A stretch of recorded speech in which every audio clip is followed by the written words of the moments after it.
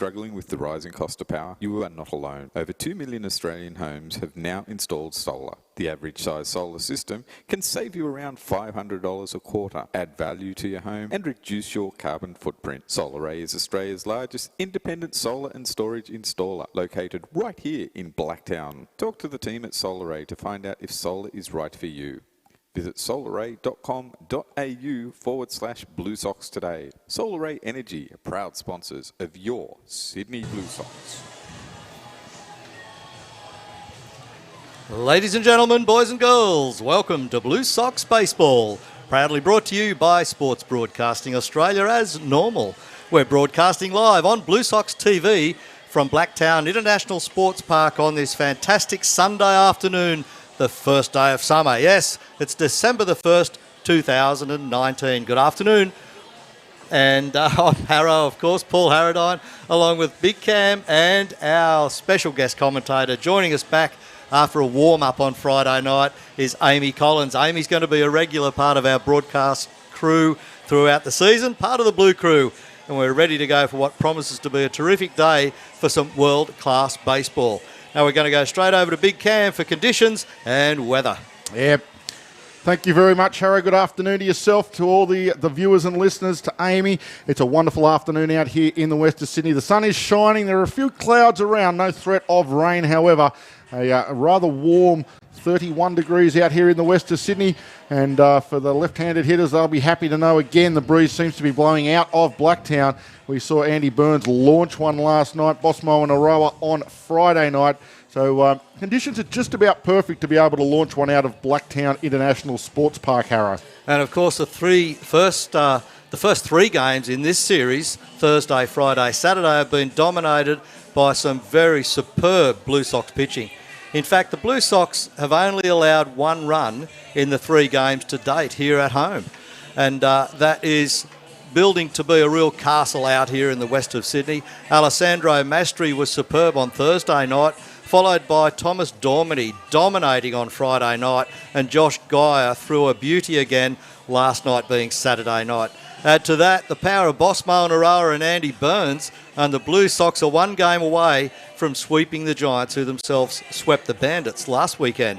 Augurs well for Sydney. So can the Adelaide Giants bounce back this afternoon, or will the Sox sweep their first home series of 1920? All will be revealed very, very soon. Cam? Yeah, thanks, Harrow. And if you want to be part of the broadcast, we'd love to have you up here with us. So you can either send us an SMS, the SMS number 0412 203 068. That number again, 0412 203 068. Or send us a tweet at Blue Sox TV. That'll get to us up here. We can give you a shout out, say hello. You can tell us anything, ask us a question. Let us know where you're listening from, what time it is if you're overseas somewhere, because some of the friends and family of some of the players may be up early in the States. Either way, we'd love to hear from you. Without any further ado, we will introduce the third member. Amy, welcome back to the commentary box. Great to have you back here after your debut on Friday night. Thank you very much. I had such a great time on Friday night. I thought I'd come back for another round. You're always welcome up here, as we said, and we're trying to not only diversify, but trying to get some new voices and some new talent interested in broadcasting the baseball around the thing. So it's awesome to have you up here. I can tell you plenty of positive feedback from your first outing on Friday night, which is always great. And again, Blue Sox leading the way, the first female broadcaster in the ABL up in the box. Great to have you with us. That certainly is, Cam. And Amy, as we said, it's been good. You've had fun as well. Guess what? You're going to have more fun today. Once you get into the groove of what's going on up here, it's a ball. We've got the best seat in the house, as you've already recognised. We even can keep the weather away from ourselves if we need to also. And we can hide behind that glass window just a little. Fantastic. So Cam had a chance to catch up with Thomas Dormady moments before we went to air. So let's have a quick catch up with Big Cam and Thomas.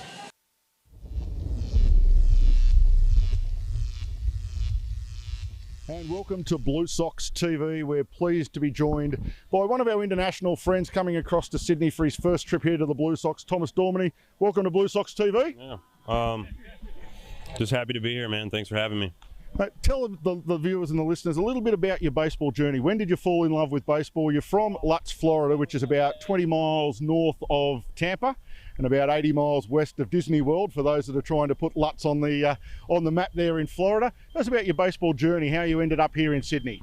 I started playing probably when I was 4 or 5. Pretty much played all the way till, high school, and then after high school played college ball in Alabama, and then got drafted. And the Padres picked you up? Yes, spent like 3.5 years there. Played independent ball 2 years, and then I got a job here. Beautiful. Now, not known and not really highly known, and it's not found on a lot of your stats pages or anything, but you found yourself over in Taiwan in this last season in their pro league, so pretty good level baseball they're playing over there, and you did all right over there, leading them to a championship over there. Yeah, definitely. I had a great time. It was a good experience. The competition over there is really, really good. Pretty much it, man. Being modest as all pitchers are, as I said, I know you threw in the championship series, game 4 in the championship series, and pitched a blinder and helped the team go on to win the Taiwanese championship. So that's no mean feat, because if anyone gets out there and has a look at some of that Taiwanese league, it is high quality baseball. So mate, down here Friday night, you come to the Blue Sox Stadium. You had a pretty decent performance down in Geelong, but you come and step up onto the mound Friday night for the Blue Sox, and you threw an absolute perler of a game. Just talk us through a little bit of how you felt, and your locating of your pitches and everything on Friday night. Yeah, I felt good. I came out early, attacking the zone, commanding the baseball the way I wanted to. Made some really good pitches, and for the most part, everything went my way. Had some good defense behind me, and the rest, took care of itself. Well, I can tell you, with 8 innings pitched, you only gave up the 2 hits, which is amazing. You had 10 punch-outs, which is a really good stat over those 10 innings. But number 13, obviously you're not one of these superstitious baseballers that gets around that must tie their left shoe first before their right or anything like that. Any reason behind the number 13 on the jersey? I was born on the 1st. My mom was born on the 3rd, and I'm the 3rd after my dad was the junior. So basically I just kind of go with it. Beautiful, not too bad. And pretty much, what's on the horizon for you, going back to the States in their spring, back to the Padres organisation, or are you back into Indy ball now, Indy ball, and trying to work something through the Blue Sox? Possibly. I'm here, just trying to have a good time, do the best I can. Hopefully we can win a championship, and you never know what can happen. Hopefully I can get a chance to go play in Asia again, but if not, then I'll probably play independent ball and then see where it goes from there. Beautiful. A massive thank you to Thomas Dormany. A gun on the mound for the Sydney Blue Sox. We'll have all the action of Game 4 in this series, where the Blue Sox look to sweep the Giants, coming up very shortly.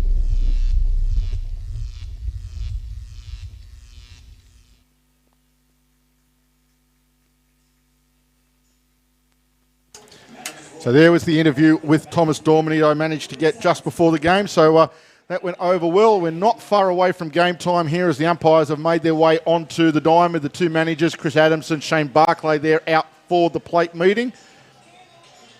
So we are not that far away. We will go through the lineups. We might grab the umpires while we have them there. Behind the plate, calling the balls and strikes tonight will be Connor Casey. Riley Barrington will look after the first base side of things, and Ben Nash will be looking after the third base side of things. We might get Harry, might want to do the Adelaide batting lineup as they're coming to the plate. Certainly will, Cam. While the plate meeting is still going on, the lineup will go this way for the Adelaide Giants. Leading off, Curtis Mead. Second in the order, Mikey Reynolds. Batting 3 is Eric Peterson. In the 4 slot, cleaning up, Aaron Whitefield. And then followed by Mitch Edwards as the DH. Logan O'Hoppy, Cole Stobie batting 7. In the 8th, Rickson Wingrove as normal. And batting 9, Ben Arklinski.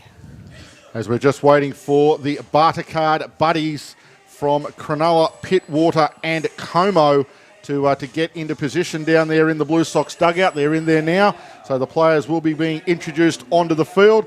And we might get Amy to run through the Blue Sox defensive lineup as they take the diamond themselves now. Then we will have the national anthem, and we will be all set for the first pitch in Game 4 of this 4-game series, the Blue Sox and the Giants. So starting in left field today for the Blue Sox is Connor McDonald. In centre field, Michael Krause. And in right field, Michael Campbell. At third base, we have Andy Burns. Shortstop, Gift Nagopi. Second base, Max Brennan, first base, Boss Monaroa. Behind the dish, Jack Murphy. And starting on the hill for the Sydney Blue Sox, Tyrell Harris. So you'll notice a few little changes there. If you've been following the games over the weekend, you'll notice no Jacob Eunice in the lineup today for the Sydney Blue Sox. He is at a very close family wedding and couldn't make the game this afternoon. So a little bit of shuffle there in the infield. Andy Burns across to third base. Max Brennan in at second base. And we'll keep an eye on Gift Nagope as he gets around the diamond. Just injured a wrist last night and came out of the game, but he is going to take his place out there at shortstop. We'll see how he goes as the afternoon goes on. Well, we can see the Blue Sox now taking their position in the infield, and also you'll note Tyrell Harris on the bump. Starting game 4 for the Sydney Blue Sox, something a little bit different for Tyrell. He has often come in as a sort of a middle reliever and an overpowering type of pitcher, but they're going to put him up there on the mound to start things off. The Blue Sox pretty much have their entire pen available this afternoon. Having a chat to Shane Barclay, he's been mostly impressed with the way the starters have got their jobs done because it's allowed him to use the bullpen very frugally indeed this series. And so almost everybody available for the Blue Sox. So they'll start with Tyrell and they will just see how they go as all the players now are lined up and we are set for the Australian National Anthem.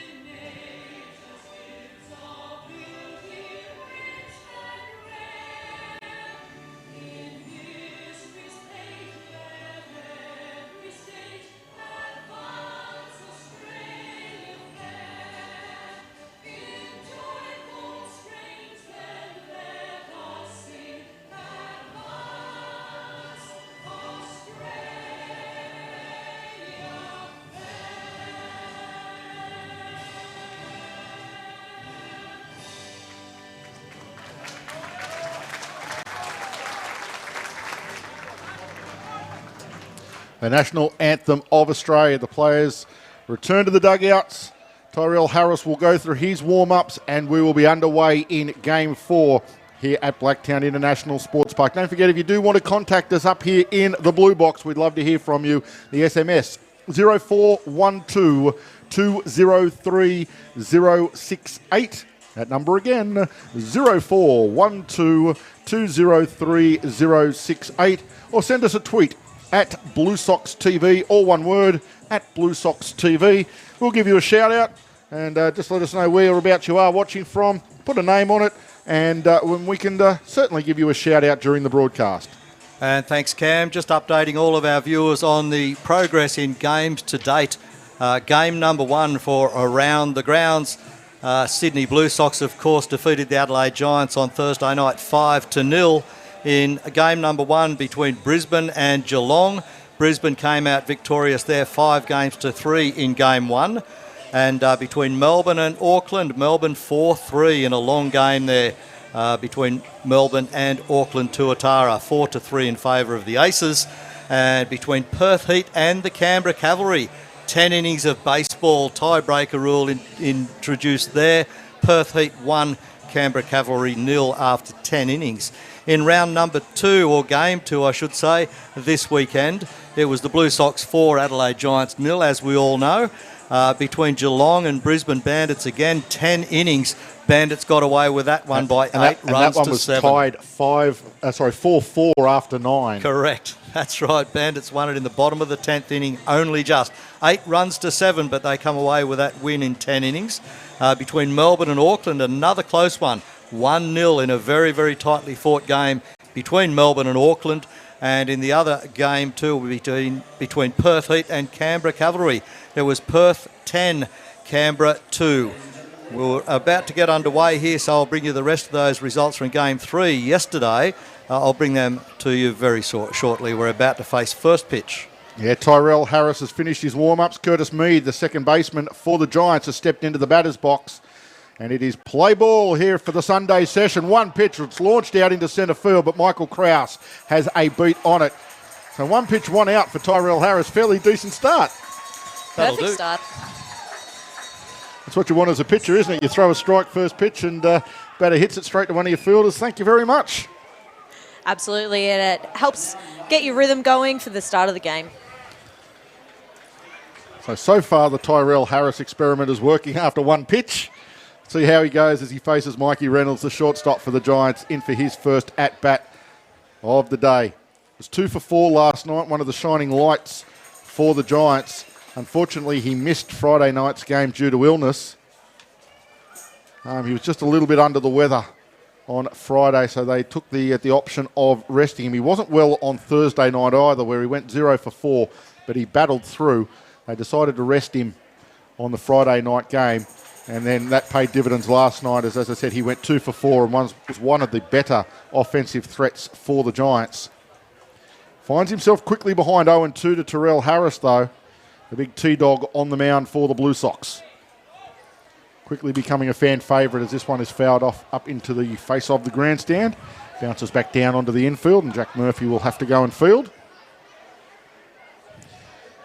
But yeah, nice that Tyrell was able to come back again this year. As I said, he really did endear himself to the Blue Sox fans last year.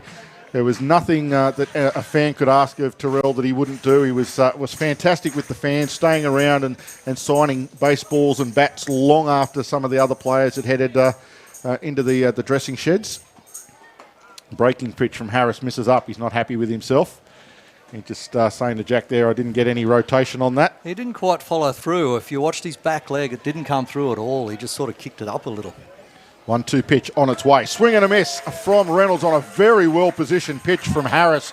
He went about 3 or 4 inches outside the outside edge, and Reynolds just chased it out there. And to go with that first pitch fly ball, he gets himself a strikeout, and the Blue Sox have 2 up, 2 down here in the top of the first.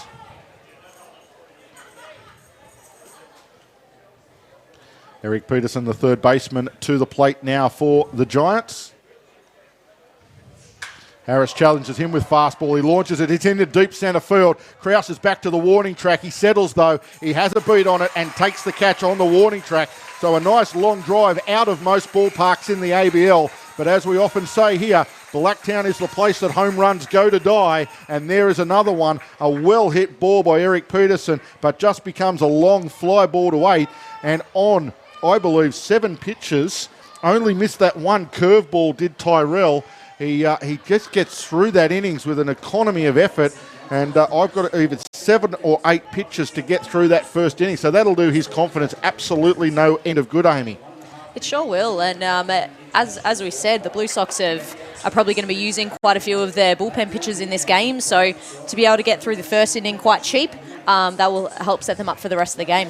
I don't think I'm talking out of school here, where the Blue Sox were playing with an idea of going 3-3-3. All things being equal. But with an inning like that from Tyrell, you may well now try and stretch him out to 5 or 6 and just save your arms anyway. Yeah, look, it all depends on how the Giants are hitting moving forward in the game. But as we said, a fantastic start by Tyrell Harris. So the Blue Sox, who have done some damage in the first innings of these series, in the first game they put on a single. In the second game, they put on a single. And in the third game, they racked up a 4 spot. So the Giants will certainly be trying to stop the Blue Sox getting out of the gates with the bats today. They can't afford to get themselves behind. Otherwise, they may just get themselves in that mindset of, here we go again. And once that starts to get in and amongst some of the players, it's going to be a very difficult mindset to get out of. But on the mound for the Adelaide Giants, as we run through their defensive lineup, Ben Aklinski will be in left field. Aaron Whitefield is the centre fielder. Cole Stobie is the right fielder. Eric Peterson looks after third base. Mikey Reynolds is the shortstop. Curtis Mead at second base. Rickson Wingrove is your first baseman. Logan O'Hoppy behind the plate. And David Holmberg is on the bump for the Giants. David Holmberg from Houston, USA. Good old Houston. So big figure of a guy there, 110 kilos and 6'3". Running bunt from D'Antonio. He's going to beat it out, is he? Yes, he is. He slides in head first. Rickson Wingrove, he had some ground to make up. He tried to jump on the bag, but D'Antonio with the head first slide beats him to the bag, and a running bunt single for Trent D'Antonio. I've got a surprise for you. Guess what? The South Australian players did lodge a protest. Three of them all talked to the umpire about it. They've gone away now, though. It was very quickly resolved. But you're right, Cam. It was a good call. You called it straight away. He got down, got dirty, and made himself clearly safe at first. There's lots of debate as to whether diving in head first at first base is actually quicker than running through the base. I don't know. All we can say is on that occasion, D'Antonio with the head first slide came up trumps. His first pitch from Andy Burns is launched into high centre field. It's a good thing that there's no rain clouds around, because that would have brought rain. That was a towering fly ball, easily handled out there by the best outfielder in the country at the moment, Aaron Whitefield, and probably one of the best outfielders in the country, probably maybe since Trent Alchin. He was an exceptional outfielder, and Aaron Whitefield is certainly up in that category. Yeah, and I think back to the D'Antonio slide at first base, depends on the play. And if I would suggest his quickest way to get to the bag was what he did exactly, and that's why he did it. He's a smart baseball player, and he was able to get there before the base was touched. Gift Nagope into the batter's box for his first at-bat of the afternoon. Trent D'Antonio standing at first base. Nagope takes a called strike. No interest whatsoever in that first pitch from Gift. He steps out and gets his set of signals from, I think it's Brian Murphy up there in the third base's coach's box again this afternoon. Sure is. It is. Swings it. It's a line back, straight back, double play opportunity. They go to second for the first part. They will turn the double play. It'll be Holmberg to Mead, Mead to Rickson Wingrove. A 1-4-3 double play, and just like that, the Adelaide Giants are out of the inning. And that'll be a massive sigh of relief to the Adelaide Giants, who have given up a run in the first innings, at least one run in the first innings every single game of this series. But they get out of it, and we are done through one completed innings here at Blue Sox Stadium. There is no score on the board between the Giants and the Blue Sox. Struggling with the rising cost of power? You are not alone. Over 2 million Australian homes have now installed solar. The average size solar system can save you around $500 a quarter, add value to your home and reduce your carbon footprint. SolarAy is Australia's largest independent solar and storage installer, located right here in Blacktown. Talk to the team at SolarAy to find out if solar is right for you. Visit solaray.com.au/Blue Sox today. SolarAy Energy, proud sponsors of your Sydney Blue Sox. And back at Blue Sox Stadium as we head to the top of the second. And Amy, that'll really do some confidence building for these Adelaide team, who are desperate for a win here in Game 4, having come blanks in Games 1, 2 and 3, to be able to get out of that first innings cheaply and as quickly as they did. Absolutely. As you said, they've had a run scored against them a couple of times in the first inning, and so to be 0-0 at the start of the second is a great thing for them. So the due-ups for the Adelaide Giants in this top of the second. Aaron Whitefield will lead things off. Mitch Edwards DHing today for the Giants. He will be in the on-deck circle. And Logan O'Hoppy, the catcher, he will be in the hole. Tyrell Harris going through his warm-up pitches. He's just about done now with them.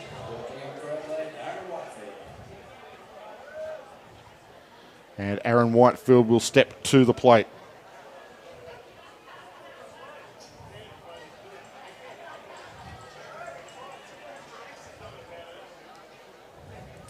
And Tyrell, for those that know you, he is dead set straight out of Compton. Literally. Compton, California is his birthplace. I wouldn't argue with him. Well, you wouldn't know. He's a big boy. He's about 6'4", and he's a solid build. They've got him listed at 235 pounds. That'd be a right, because it's 235 pounds of solid solid baseball player. Whitefield takes the first pitch for a called strike. He shows bunt. Just drags it foul down the third base line. It's only ordinary bunt. Not even close. Terrell did see it, and he did get it on the inside half of the plate, which makes it that slightly bit difficult to keep it in play down that third base side. So good job from Terrell. Gets ahead 0-2. Is he going to go outside with his curveball? Let's see what Murphy asks for. He asks for a fastball outside. That's the pitch he got Mikey Reynolds swinging with. Whitefield lays off. 1 ball and 2 strikes.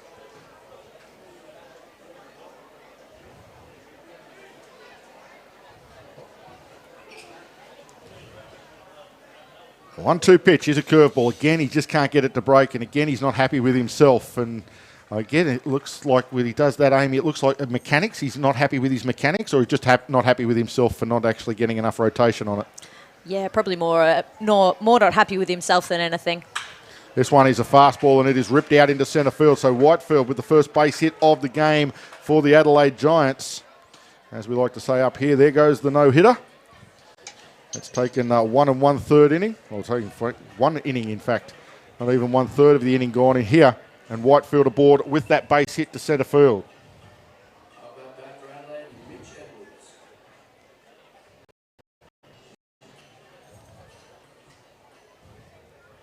So it'll be very interesting to see how the Blue Sox rotate through their pitching in this game.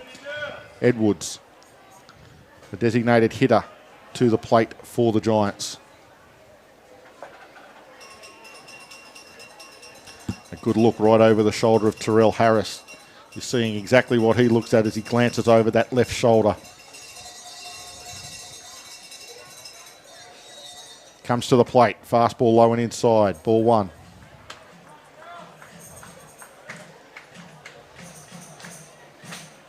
We know Whitefield has a great set of wheels. We've seen that out in centre field and the depths and the distances that he can cover. So a definite brace stealing threat. Terrell Harris just spinning around to make sure Whitefield doesn't get too far ahead of himself. No intention of picking him off at this point in time. Bosmo and Rower over on first base for the Sox. Whitefield leaning the other way, almost trying to dare Harris to throw around. On that occasion, Harris has a fair dinkum crack at him, but Whitefield sliding back in comfortably at first base.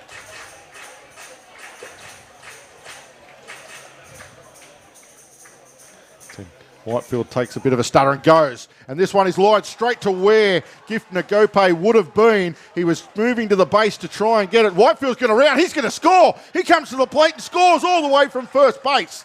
Oh, we said he had a set of wheels on him. I didn't realise he had that big a set of wheels on him.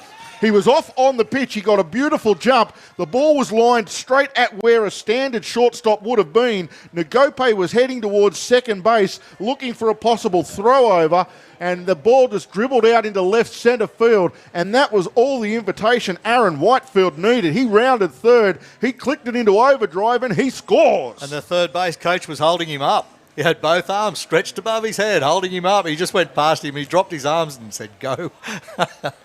So Mitch Edwards with a no-out RBI single will get the scoring underway, and Adelaide get their first run here in the early stages of Game 4.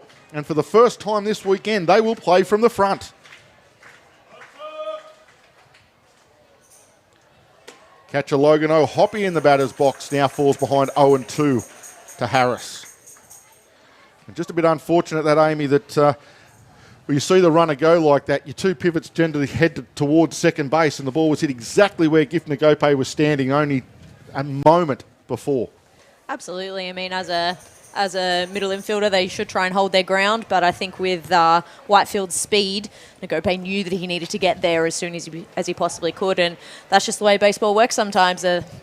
That's the aim, to hit it where they're not. That's it. Often the ball has eyes, as they say. It finds a way to get through. It did on that occasion for the Giants. Due a little bit of luck themselves this weekend, to be honest. I know Blue Sox fans wouldn't say that, but they haven't had a lot of luck this weekend, all things being equal. We've seen some terrible kicks on Friday night. We saw, I think it was Eric Peterson at third base, get one of the worst kicks we've ever seen here at Blacktown. It usually plays pretty honest.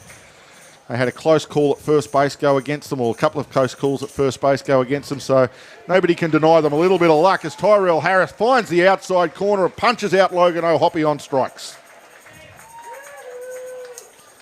It's a nice bounce back for Harris after giving up back-to-back hits and a run here in the top of the second. Murphy goes out just to have a chat, to tell him what's happened. Forget about what's there now. Let's work on the next one. He's just got a strikeout. It's a good time to give him a G up and congratulate him on what he just did. Let's go through that again. And Murphy getting into Harris's head, which is what he does.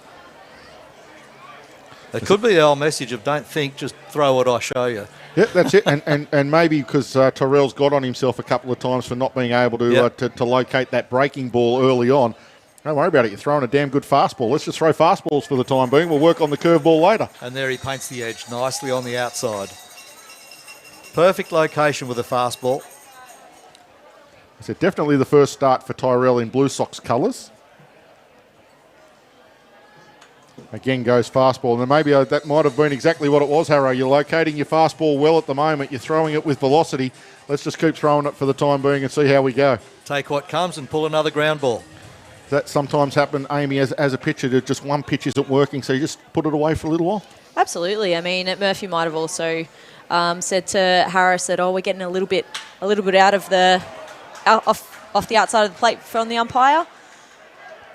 As this one is lined into left field from Stobie. Play at third base, safe at third. Yeah, just popped up a little bit on that one. So everybody was ready. Stobie will get a double out of that, as he just rounded first and didn't let up at all. Mitch Edwards goes around to third base. So the Giants, again, threaten. They have one on the board in Whitefield. Now they have Edwards at third, Stobie at second. And that's going to send the Blue Sox relief pitchers to the pen. They're all going to head up now and wait on the word from the boss. Yeah, that breaking ball just sat up a little bit too high for 2 strikes on the hitter. So a bit unfortunate there, but... he just hung it, didn't he? He just hung it up there, and you hang those curveballs, and the hitters in this league are good enough to go whack. Absolutely. Fastball straight through the new batter, Rickson Wingrove, the first baseman.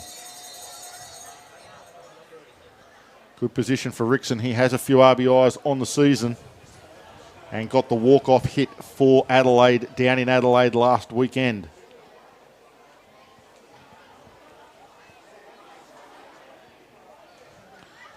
Breaking pitch. Now he's located, and Jack Murphy gives him a nice point of the glove, saying, that's it, boy. That's it. That's exactly what I wanted. That's how we throw our curveballs. The only move in the Blue Sox defence is Max Brennan at second base, moving around to a deeper position and a little bit wider around. Everybody else is pretty much regulation. They've shifted a little bit to the first base side, Harrow, as you say, but not massively. Pop up into shallow left field. Connor McDonald coming in. Going back will be Gift Nagope. He will take it. There will be no sack fly. Was not deep enough. Mitch Edwards not willing to take on the arm of Gift Nagope there from shallow left field. Wise decision. And that's a big out for Tyrell Harris and the Blue Sox, with runners on second and third and only one away. Anybody going on that would have been thrown out no matter which base it was. I don't know. I might have backed Aaron Whitefield. Yeah, I don't know. After the wheels I saw from first base to get around, I might have had a couple of dollars each way on Whitefield to have gotten home. And Gope from out there, yeah. I think Whitefield just took everyone by surprise. No one expected him to run, not even the base coach, as you said, Harrow. Exactly. This one popped up towards first base, moment ago, and not sure where it is. It's okay. Max Brennan says, I'm all over it, boss. I'll grab it. It landed roughly where boss was standing anyway. But Max Brennan's around there. He says, I got your back, boss, as they have a bit of a joke as they head to the dugout. So even though the Giants get one run there in the top of the second, Tyrell Harris and the Blue Sox have dodged a bit of a bullet, because they did have 2 runners over at second and third stranded with only 1 out.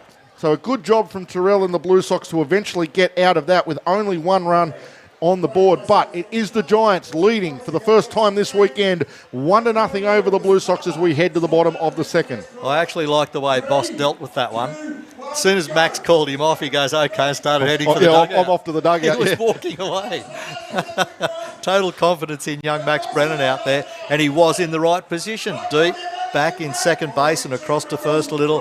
Had plenty of time to go and get it, and he certainly got the wheels as well. What better game is there to play on a hot Sunday in Western Sydney than burst a water balloon on your head game? Plenty of merchandise to be able to be won. Hands. You're calling a foul there. You're calling hand Foul. water balloon. Yeah, handball. Oh, good dive. Oh, an even better one. And now for the jersey. They can win a retro Blue Sox jersey if they can get this last one. Dive. No. Oh, No. no. Yeah, good entertainment. Funky Phil out there. He was a bit nervous this morning when I spoke to him. He was a bit G'd up, and he said he's also a bit sore from the previous 3 nights of baseball. He does a lot of work, a lot of running. Oh, hands again. Oh, no, who's going to win this one? All good, though, as the Adelaide Giants have just about finished their infield warm-up. David Holmberg just about ready to go. Was drafted and has been an ex-Major League Baseball player, David Holmberg, in the past. Has been at the White Sox, the Diamondbacks and the Reds. So has plenty of big league experience. Has had 19 starts in the majors, so that shows you that the man is full of quality. You don't get starts in the Major League unless you've got something going for you. Here comes the boss. The big boss man, Boss Moanaroa. And again, the Adelaide Giants go into full switch mode on Boss Moanaroa. The shift is on, and it is a hard shift to first base, to the pull side for Boss, a left-handed hitter. Gee, opposite field would be nice, wouldn't it? I actually spoke to Boss about hitting it to the opposite field this morning. I had a chat to him as he came in and congratulated him on his home run and how well he's hitting and how patient he's been in the batter's box. And I said, when they shift on you like this, does it play in your mind? He says, no, I just wait for him to throw one on the outside edge. He said, if I can dribble it out into left field, he said, I'll pick myself up a double. He said, even though I don't run well. Exactly. I was going to say, it's the only time you'll get a double, unless he hits it to the fence, of course. Well, he usually gets a full, he doesn't usually stop at 2. He usually touches them all, Harry. Yeah. He There goes it is. the other way. There's a massive gap out there. It's a tough play for Mikey Reynolds. He's going to get around on it, though. It's going to be a great catch. In fact, it's Peterson who's going to take the catch almost against the tarp in foul territory. He was a long way around due to that shift, and what a great play made by Eric Peterson there for the Giants. What have I done? Curse of the commentator again. Sorry, boss. Usually it's me stopping them today. It's Arrow. My turn. Connor McDonald, the left fielder for the Blue Sox this afternoon, will stride to the plate now.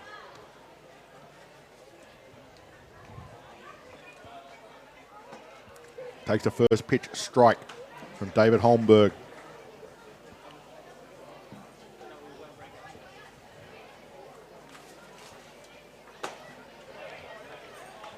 Holmberg misses with the next pitch. 1 ball and 1 strike.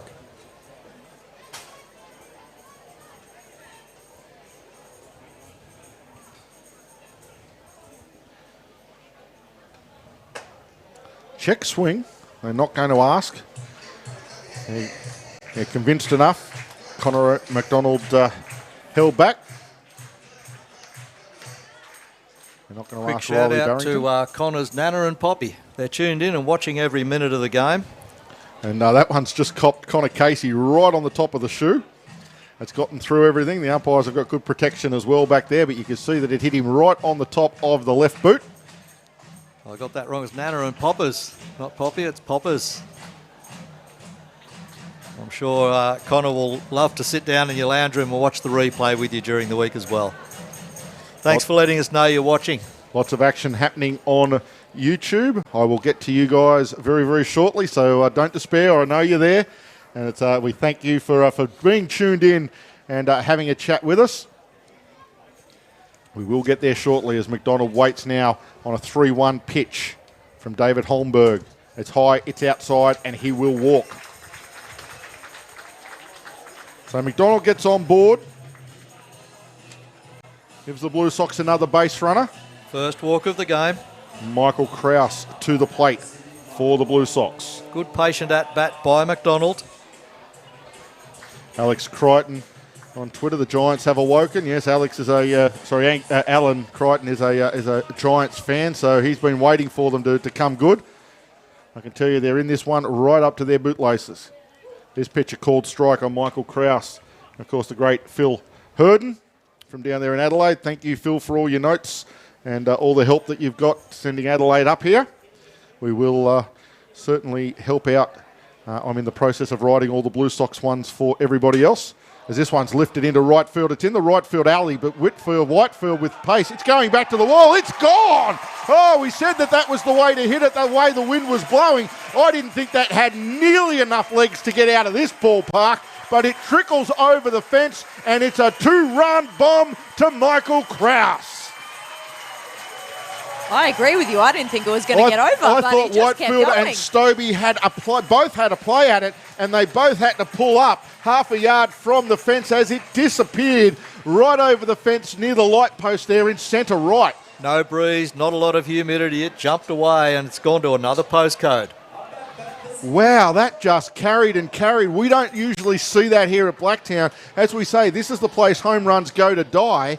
And that one, just for some reason, just carried and carried. Whitefield had a play, Stobie had a play, but they just had to watch as it disappeared. As now laying down a bunt will be Michael Campbell. It's not handled by Peterson, and he will get aboard. All of a sudden, the momentum shifts massively towards the Blue Sox. Just putting the pressure dial back in the other direction where it's supposed to be at their home ground. The Blue Sox here at Blacktown International Sports Park.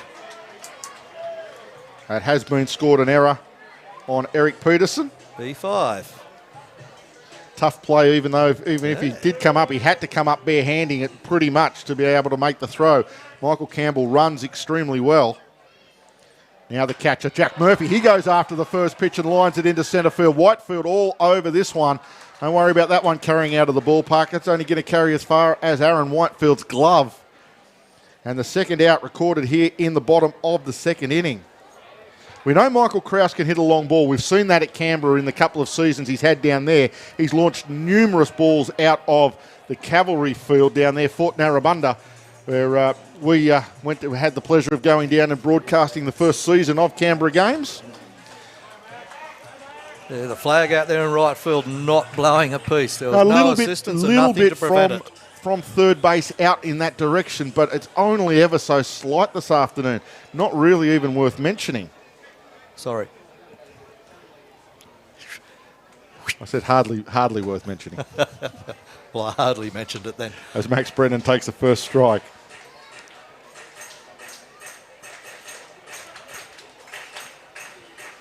Two out, 2 runs on the board for the Blue Sox in this bottom of the second. That was Michael Krause's first home run in Blue Sox colours. That's into the alley as well. Centre left, it gets down. It is rounded up by Aklinski. Play at third base. No, they're going to hang on to it. I said Campbell runs well and taking no opportunities on the crack of the bat with 2 out. He rounded second, put his head down, went to third, and Blue Sox now with runners on the corners, 2 out as Brennan gets himself a 2 out single to left. And look who steps to the plate, back to the top of the order through Trent D'Antonio, designated hitter. Let's see what happens here.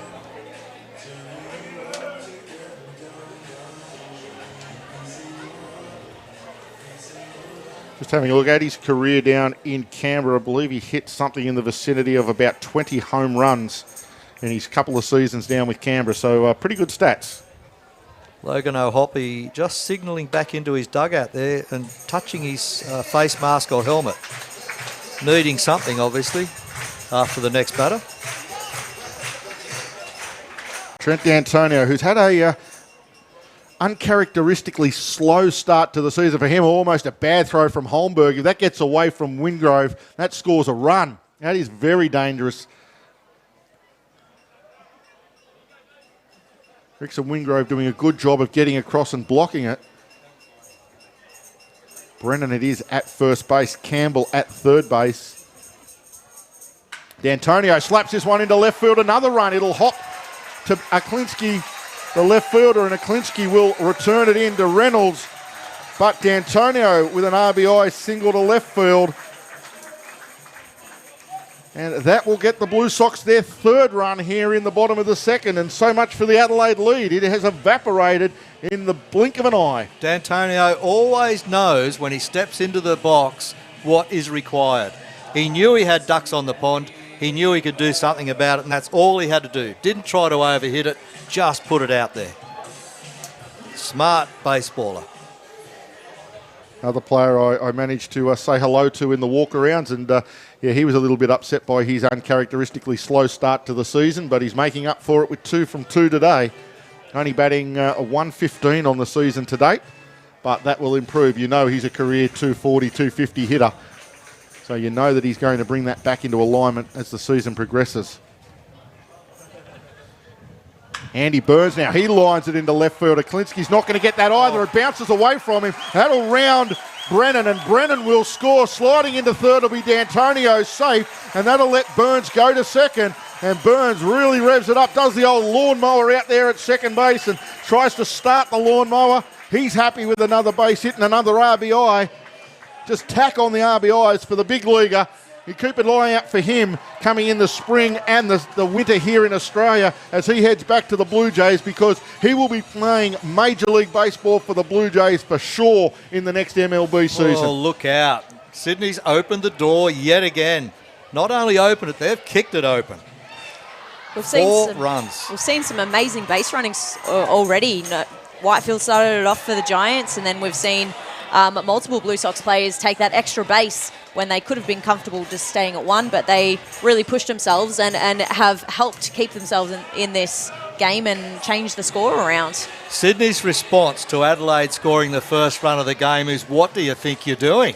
Yeah, what's this? What's this run business? What's going on? You got one last night. That's enough. Cut it out. Gee whiz. A coach's visit to just try and settle David Holmberg out there. He has given up consecutive back-to-back hits to left field on the back of that home run. 2 out in the bottom of the second inning. Here we go to the 9th batter in the second for the Blue Sox, Gift and Gopay.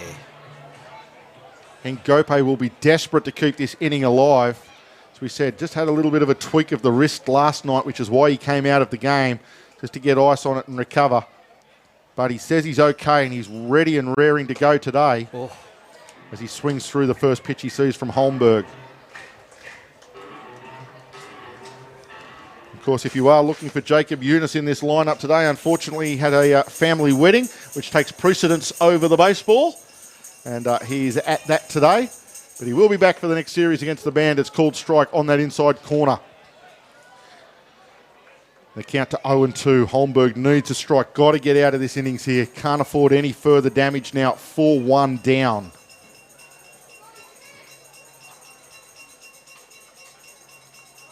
Taking plenty of time. Nagopay not happy with the amount of time Holmberg takes, so he backs out of the box.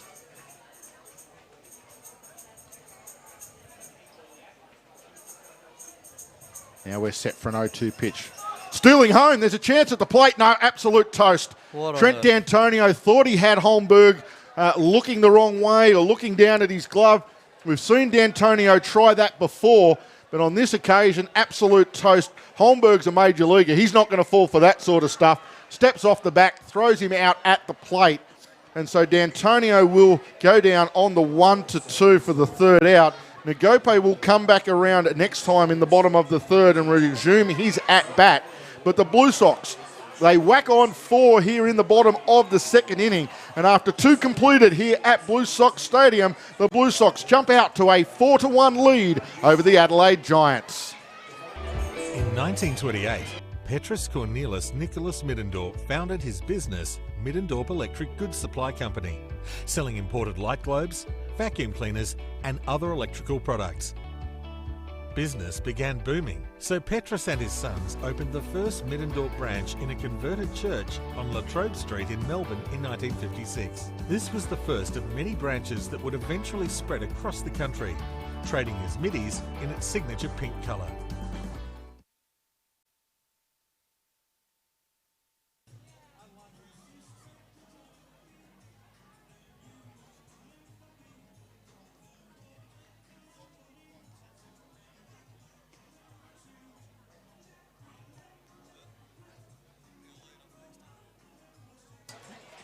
And back here at Blue Sox Stadium, we head to the top of the third.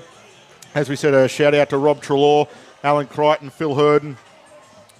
Thank you all for being part of the broadcast at the moment. And, well, Michael Krause, as we said in that innings, launching one out of Blue Sox Stadium.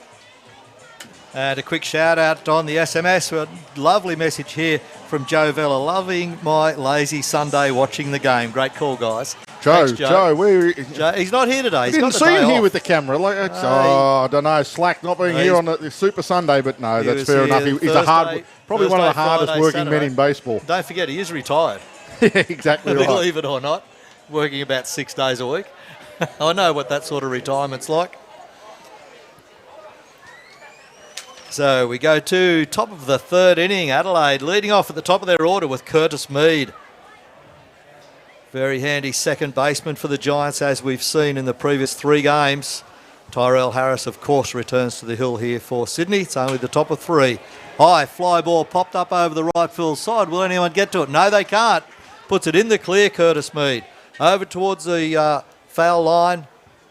And ball retrieved and thrown back. I can't quite see around that corner. I think it was Michael Campbell probably chucking it back. Yeah, Michael Campbell fielded it out there in shallow right. Nice little place to be able to hit a little dinker, a dying quail, whatever you want to call it, a little bleeder into that gap out there in right field. Nobody fielding in that little gap. Into the scorebook as a single to right field and well positioned. Got nice bat on the ball, did Mead, and that brings to the plate the shortstop, Mikey Reynolds. Reynolds pretty handy with a stick as well, with a runner on first. He pops one out the right side. Will go foul, I suspect. So just a long foul ball. Adelaide are not going to take it anymore. They start with the lead off on first. Gives them a high percentage chance of scoring a run. Better than getting your first batter out. Reynolds drives one into shortstop, straight to Ngope. Turn the double play. Yes, they do. Umpire calls it. Nice double play. 6-4 to 3 on the ground ball to Gift and Ngope. Was that another commentator's curse there? So Probably. Yeah, they have a good chance of scoring. Then Blue Sox get to roll a very nice double play. It worked. That's it. They can thank me later. That's how you like your double plays if you're a shortstop. A nice, well-hit ball straight at you. All you've got to do is basically wait for it to get you and just dish it straight off to your second baseman. So we go to Eric Peterson, third in the order. Top of the third inning with 2 out.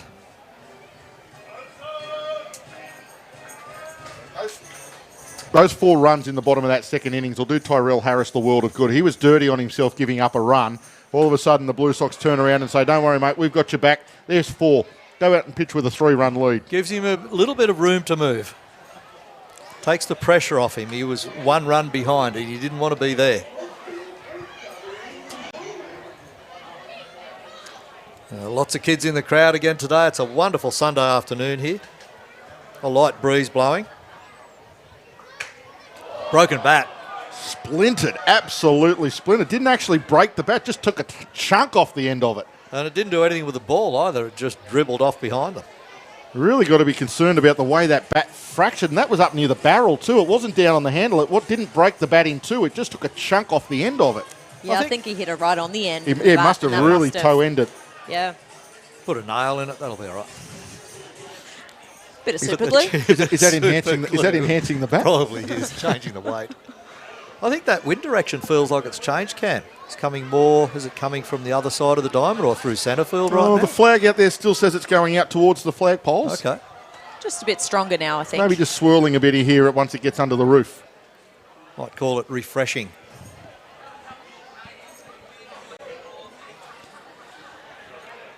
So Peterson steps back in. 2-2 pitch now coming from Harris.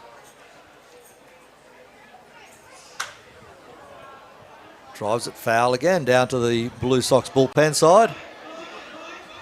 No action up there at the moment. They've got somebody up stretching, but nothing serious happening down there at the moment. No, I wouldn't think so. They need Tyrell Harris to get into some rhythm anyway and get some work. Well, I said, they were playing with the idea of going 3 innings with their middle relievers. But we will see how things progress. So still a 2-2 count. I think umpire Connor Casey got one of those Blacktown blowflies in the mask. Is that what it was?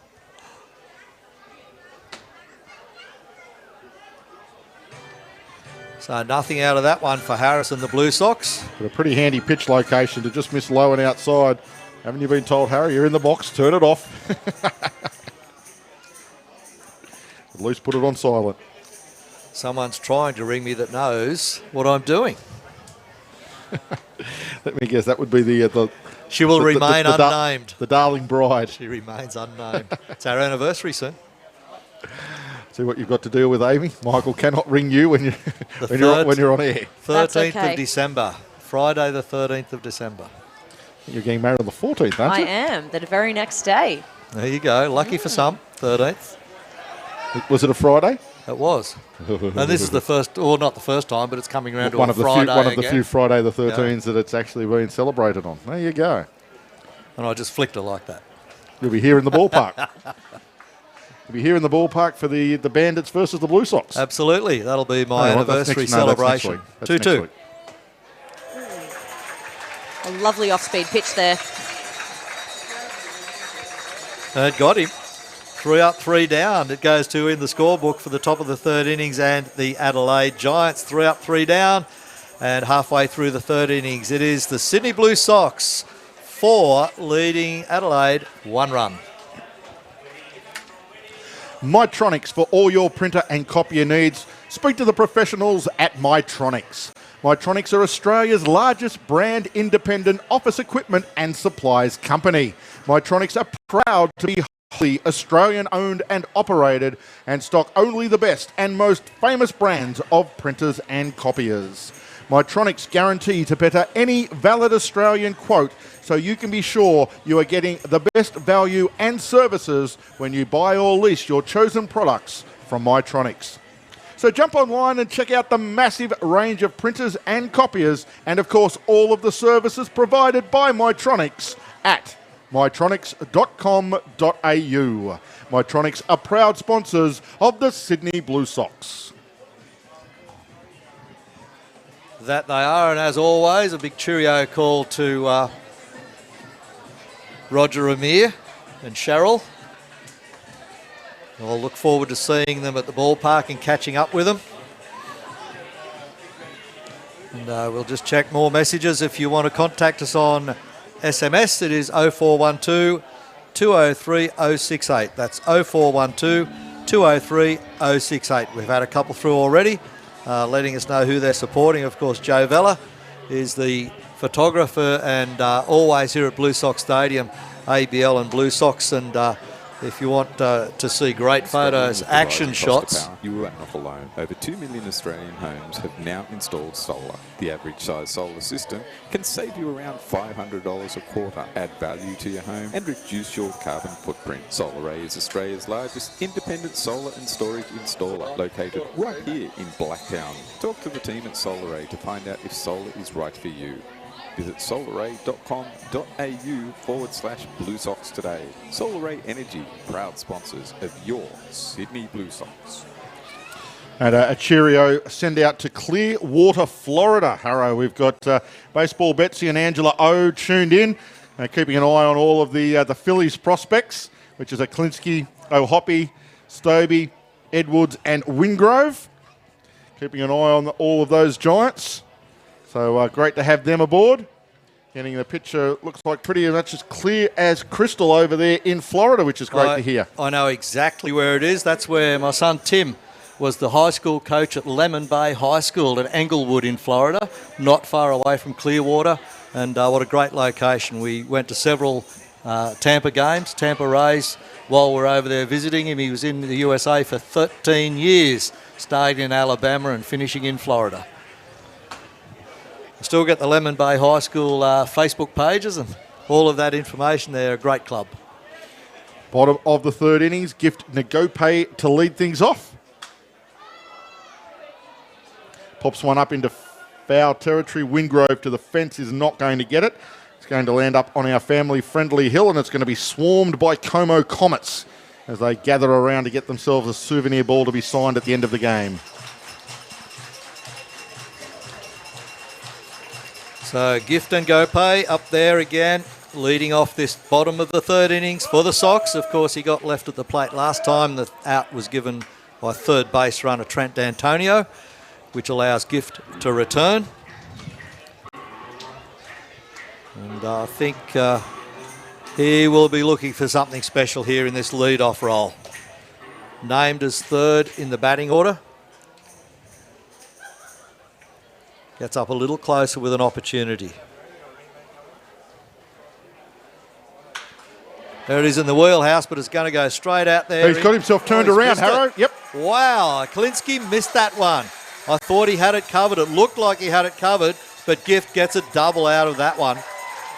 I think it's just missed him, hasn't it, Cam? He got himself turned around. It tailed back towards centre field. Lost his vision. And, yeah, he got to the stage where he couldn't reach it with his glove the way he was. He had to turn. And the moment he turned, he lost contact with the ball and never got back there. I'm going to give Gift a double for that. It'll be a double because he didn't lay a glove on it. Yeah. He got himself turned up and it went to the wall. I thought it was going to go straight into his glove at one stage, and he just lost that little bit of vision at the end. Now runner in scoring position. Bottom of the third innings for the Sox. And how different is it, Amy? You've played 3 night games here in a series to all of a sudden come out and play a bright afternoon, a noontime almost game for the players themselves. Absolutely, it's a big difference. Absolutely, it's a big difference. You get used to the light in some respects, and changing from day to night or night to day can make a big difference. They all seem to have better vision this afternoon, don't they? Everybody's seeing the ball. Well, unfortunately for the Giants, Klinsky didn't get a good look at it then. Otherwise, Nagope doesn't get around there with that double. There's a half a shift on Cam. You're calling the shift each time. Shortstop's around a little. Third base is still there. But have a look where second base is playing, though, Harrow. So they are playing a shift on Mo and Aroa. They've got second base out in the right field grass. He can go wherever he likes. You can see that on the picture. There's no double play on, but shortstop is still holding Nagope. Oh, big hit ball. It will go to the warning track underneath at Whitefield. Look at Calls the range. it, tracks it down, and makes the catch. Look at the range on Aaron Whitefield. What's that got to be? It's got to be 45 or 50 metres he had to cover to get to that. And he did it with ease. Yeah, Stobe had maybe half of that distance to get there, and Whitefield still ran it down on the warning track and took it at chest height as he was just jogging into it. He was striding. Just stride length is all it was. In control, never took his eyes off the ball at any stage. No panic, no, oh, gee, I don't know if I'm going to get there. Where's the wall? None of that. Just glided across the turf and dragged that one in. And Gope advances to third base now. One out, bottom of the third innings, runner at third, and at the plate, Connor McDonald. Come on, Connor. Infield playing in, trying to stop this extra run scoring on the next play. Nana and Poppers are watching. Down by 3, you don't really want to go down by 4 or by 5. They're the 2 runs you don't want to give up. Bat to ball. Just getting a feel for it. If you're going to do interviews, Cam, I can tell you Connor McDonald, and his brother's not here, I know, but either of them are very interesting to interview. They're a lot of fun. We will be trying to get to most of the players as we get around them. We're trying to sort of match it to contact of game. And at the moment, as I said, we're trying to line up Mr. Geyer for next week. We'll see what also happens. We're definitely going to do a piece on Andy Burns in the not-too-distant future. So keep an eye out for that on Blue Sox TV. So David Holberg now, 1-2 pitch to McDonald. As the Giants catcher heads down to the bullpen, so they've got some action happening down there. Yep, time to get some arms loose down there.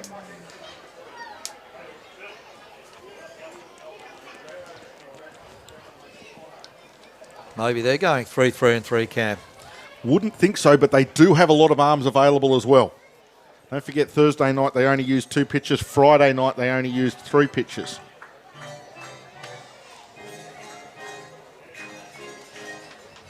So Holmberg sets himself up again, looks in hard at Logan O'Hoppy to get those signs.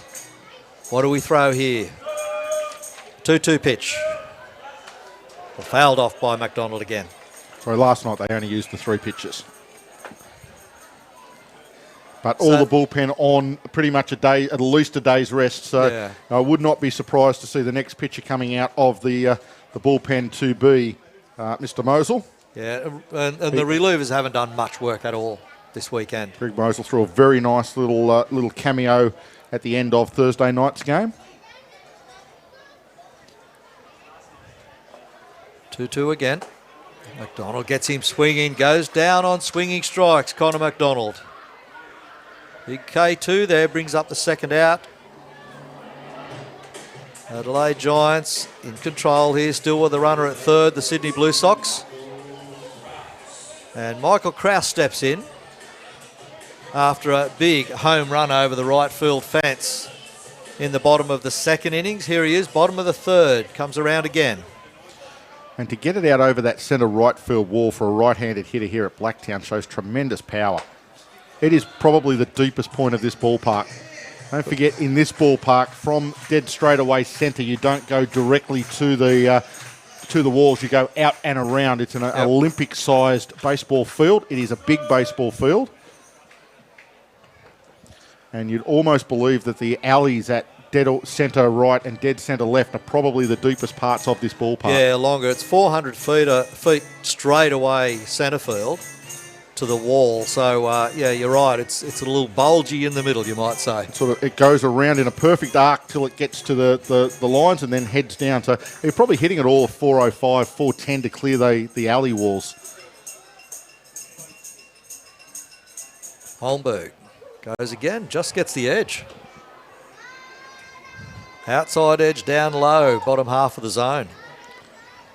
Tough one for a batter, which is probably why Kraus left it alone.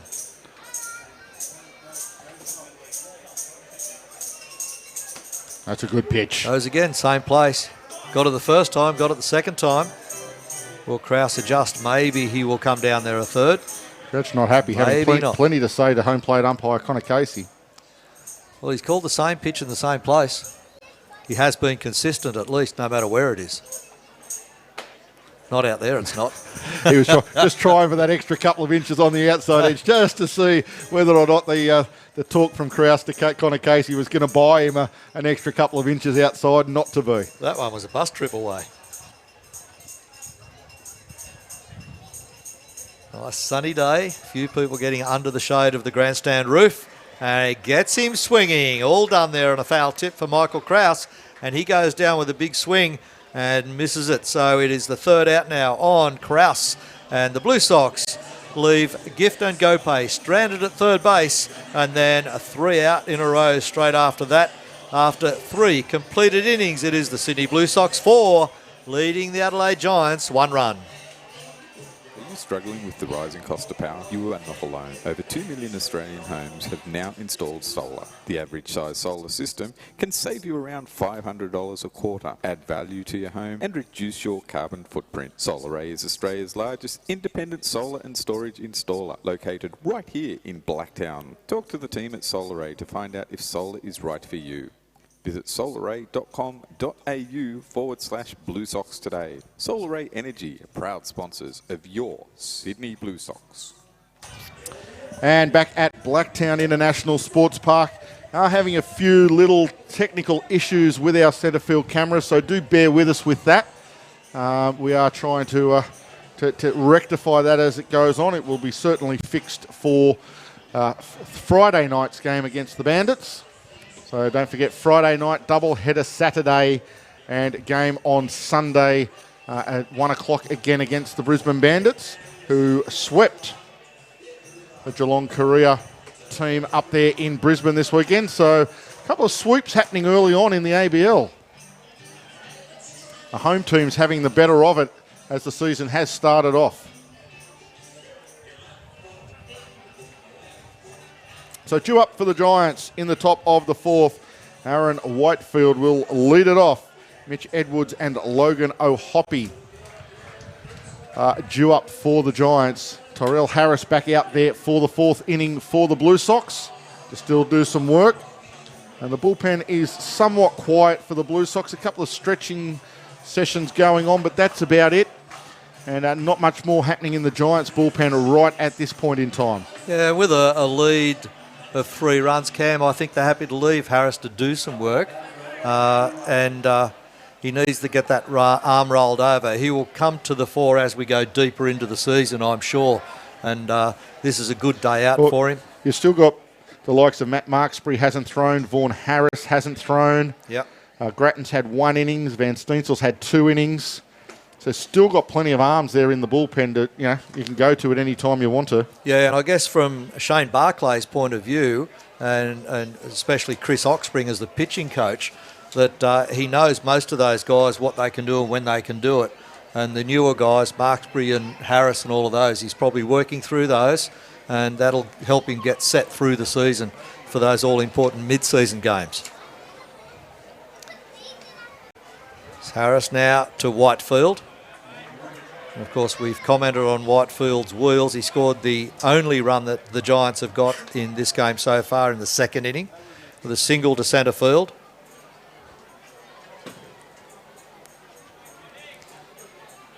Good look in there. Jack Murphy working hard with Tyrell Harris. There's bat to ball, drives it straight away. Nice line drive on the ground out there to centre field. Retrieved by Michael Krause.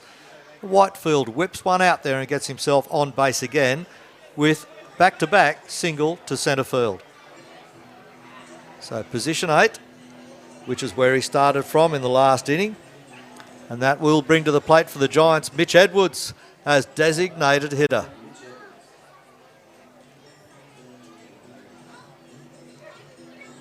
He was handy in yesterday's game for the Giants. No matter what the result, he had a pretty good game himself.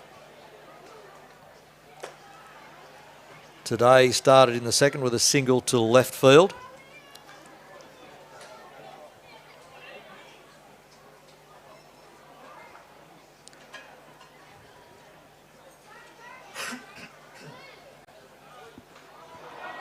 Oh, wild throw over first base. Whitefield takes off with the wheels he's got. Stands at second. Have a little bit of a chat there with Gift. Having a chat, fooling around just a little bit, having a bit of fun. Good to see. Bit of light-hearted banter between the two. So Mitch Edwards steps in again.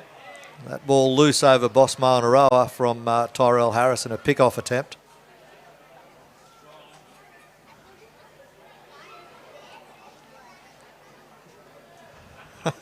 Whitefield and Gope still having a chat.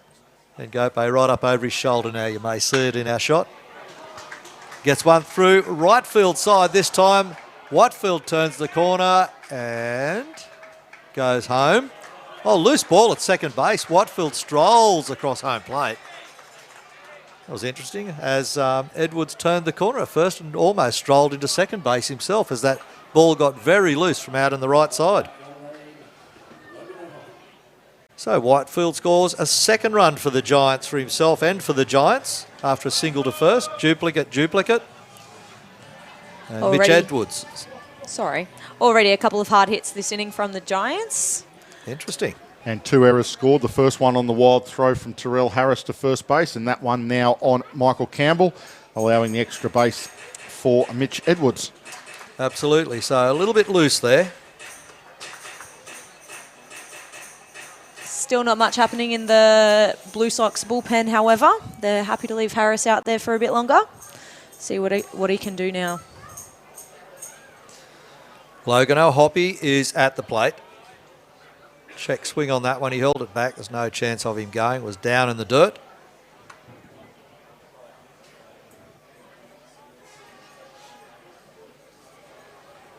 So everybody sets again. Crowd just a little bit quiet at the moment, settling into a Sunday afternoon. It's just gone 2 p.m. here in Sydney. Oh, swing and a miss on an outside pitch. Nicely located with no pace on it from Tyrell Harris.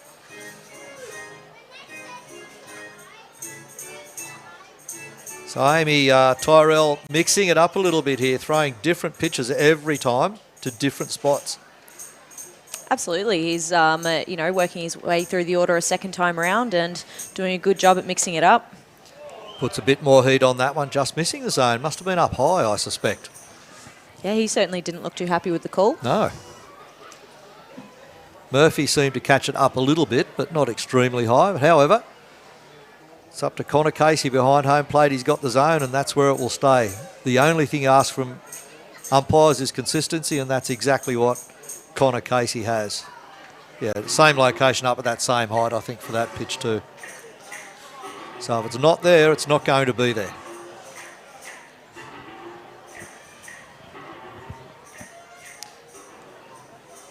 Runner out there, Mitch Edwards, getting a little lead. Not too much of a one. Down in the dirt for a ball. That's a walk. So Logan O'Hoppy goes to first for the Giants. And that puts runners at first and second. No damage there done because now we've got the force back in play, the free base.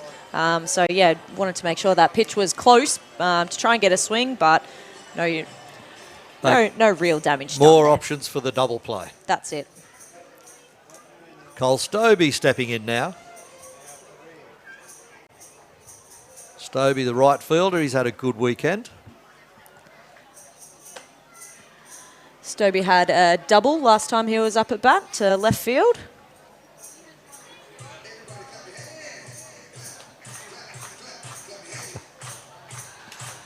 Just a quick shout out to a friend of mine, David J, and his family. They're coming out next weekend. Beautiful. For the Bandit Series, for the doubleheader on the Saturday night, maybe? Next Saturday's game 2 on the Saturday. They'll be Okay, out. for the night. So Van Steensel and Marksbury are the two chosen Blue Sox, I think, to do some loosening up. And Steensel starting to roll the arm over. Marksbury was doing some stretching. So the discussion with Gifton, Gopay and Jack Murphy on the mound with Tyrell Harris is probably let's just get a ground ball. That would be it. There's the breaking pitch, Tyrell. And Gopay are probably in there telling Tyrell, just get him to hit it to me. I'll turn it.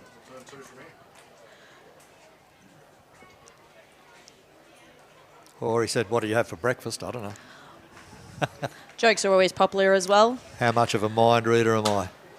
Pop up, second base going back on it. Max Brennan called off by right field. Michael Campbell and makes a catch. Nobody advances. Nice work, Campbell. Nice work, Brennan, getting back there until he was called off. So Stobie out on a fly ball to right field. Brings up the first out here in the top of the fourth. That relieves a little bit of the pressure. Runners still at first and second. Adelaide still on the attack. And Gopay still talking to Edwards at second base. Maybe they've been playing minors together somewhere, Cam, in history. That is a distinct possibility. But a lot of these guys in the ABL do get along very well with one another. Wingrove. Bit of a shift on for Wingrove. Oh, that around Gopay's hiding behind Edwards. Trying to trick him into something.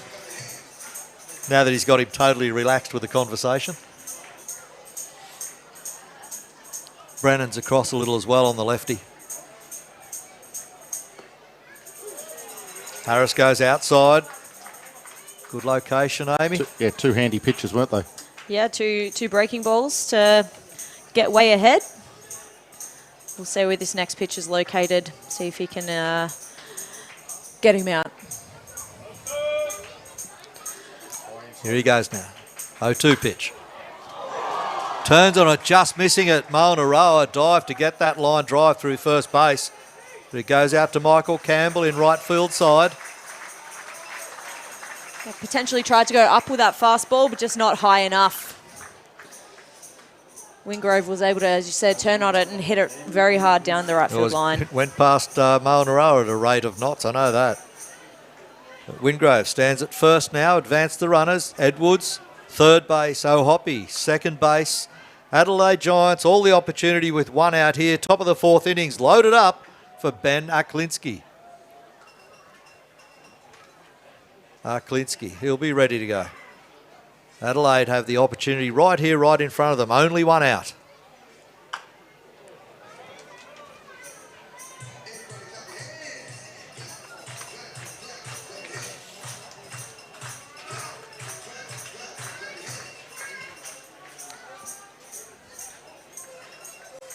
Aklinski steps in. He's played left field in the games this weekend for the Giants. Loaded up, one out. Pressure on the Blue Sox. Gets that front corner.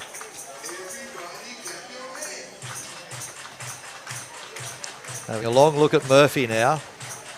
almost reading his mind, saying, how are we going to work this one out? If that's the strike zone there, how do we work that again without giving anything away?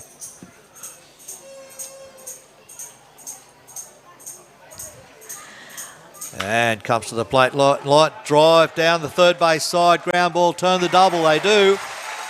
At first just waiting for the umpire to make his deliberate call down the third base side. They do turn the double play.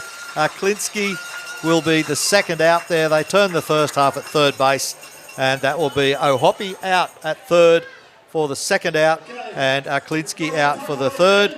They get away with it. They leave runners stranded. Only one run scored by the Giants in the top of the fourth inning. As we go halfway through the fourth, it is the Sydney Blue Sox 4 runs, leading the Giants 2. And a couple of shout-outs, Harrow. We've got a massive shout-out we want to do to, there's quite a few of them on here, but basically Spencer Schwartz and family that are watching us from New Jersey. It was 9:40 in the evening, 9:49 in the evening, and it is 40 degrees in New Jersey, Fahrenheit. That is Fahrenheit, and don't forget freezing zero over there is 33. So it is about 3 degrees Celsius in New Jersey as we speak. So a massive shout out to those guys tuning in to watch a little bit of Giants versus Blue Sox baseball.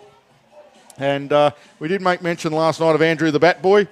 He's back on deck with Mum Lise down on the south coast there, tuned in, having pancakes for lunch whilst they watch the baseball. That hurts. Lucky I'm not hungry. They look pretty delicious too. Photos as well. Oh dear. A little bit of maple syrup or brown sugar on there. Lovely. This is Butterworth, so I'd say that's maple syrup. Too sweet for me. As much as I like pancakes. I've got to have mine with cream or butter. Ugh. Ice cream goes all right as well, I believe. I know. Oh, yeah. You can't go wrong with a little scoop of ice cream on your pancakes, can you? Good As it boy. melts down. I have pancakes about once a year if I'm lucky. So the Giants squander a good opportunity to get themselves right back into this game there in that top of the fourth inning. And this is where we talk about momentum shifts. If the Blue Sox can get something happening here in this bottom of the fourth inning, all of a sudden Adelaide will feel like another opportunity has slipped through their fingers, and they've given something back to the Blue Sox again. Michael Campbell, Jack Murphy, Max Brennan. They are the due-ups for the Sydney Blue Sox here in the bottom of the fourth. Well, no change on the hill for the Giants. They've got David Holmberg out there still. And first pitch in there gets a strike for Holmberg on Michael Campbell. Bottom of the fourth. Campbell, lefty, in there again with a set of wheels when he gets on base. He got that bunt down to third base last time up for yeah. leadoff. Forced an error out of Eric Peterson. Certainly did. Put some good pressure on the field there. See what he can do this time around. The Adelaide pen still busy in there. Oh, draws a swing out of Campbell there. Down on one knee.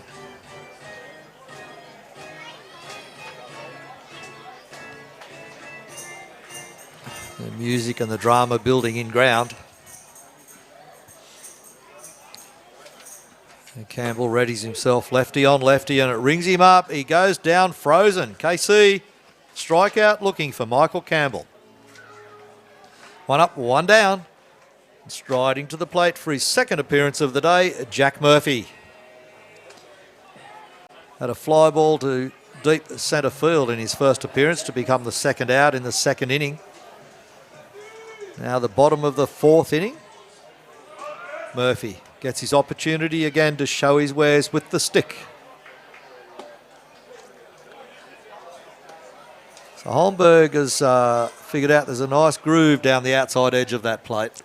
Yes, he has, and he's throwing it there quite well to the right-handed hitters.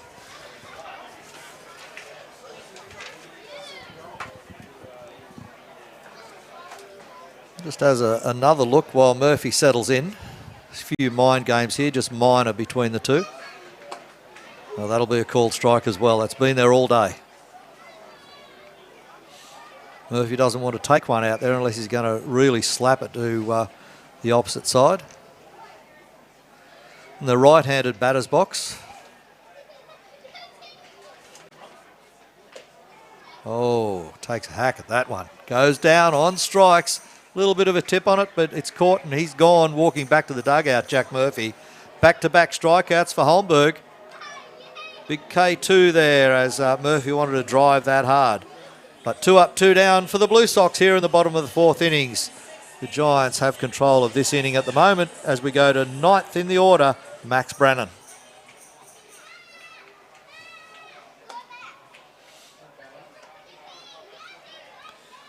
Call out to Max's dad, Brett.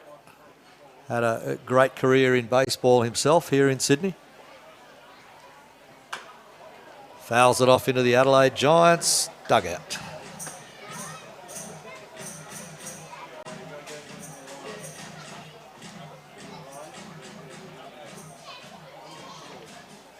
A lot of relaxed people here for a Sunday afternoon. Yeah, I think it's nice and warm in the sun. We might have to Duck get out. Funky Phil up to get the crowd going a little bit more. Or duck out and join them, one or the other. Oh, might be time for a nice nap out in the sun. Wouldn't hurt. Brennan now. Ball goes loose behind catcher O'Hoppy. Wide and wild, that one.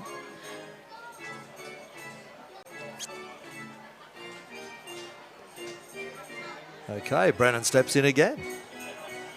Repeat performance. 3-1 pitch now from Holmberg.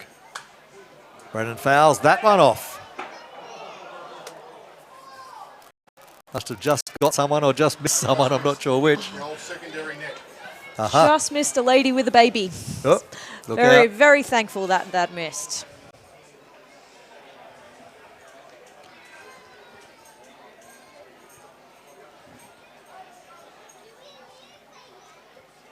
So Brennan, next pitch. And down low. He walks to first base. I think it was the 3-1. So a walk there issued by Holmberg. And that puts a Sox runner on. And that's his second walk of the game only through 4 innings. Really great at-bat there by Max Brennan. Trying to get something started for the Blue Sox. And now I've got back up to the top of the order, Trent D'Antonio. Try and get things rolling again for the Blue Sox. So we'll go lefty on lefty again.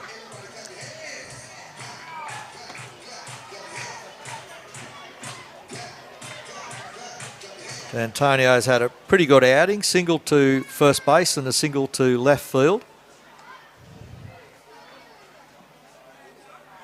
A single to left drove in a couple of runs. Oh, swing and a miss on that one down low as Brandon Steele second. Safely underneath the tag. Very high tag there from Mikey Reynolds on the throw over. And Brennan down underneath it. Nice delayed steal there by Max Brennan. Caught everyone having a little bit of a Sunday snooze. Absolutely. Got himself into scoring position. Let's see if D'Antonio can score him. Holmberg stepping off there to make sure that Brennan's awake, and he is. Okay, scoring position for the Blue Sox with 2 out here, bottom of the 4th.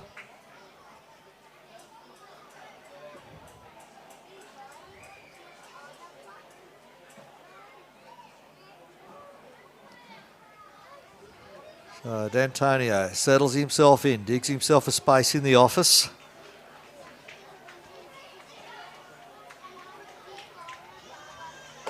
Holmberg with the 0-2 pitch. 1-2 now, missed high and outside.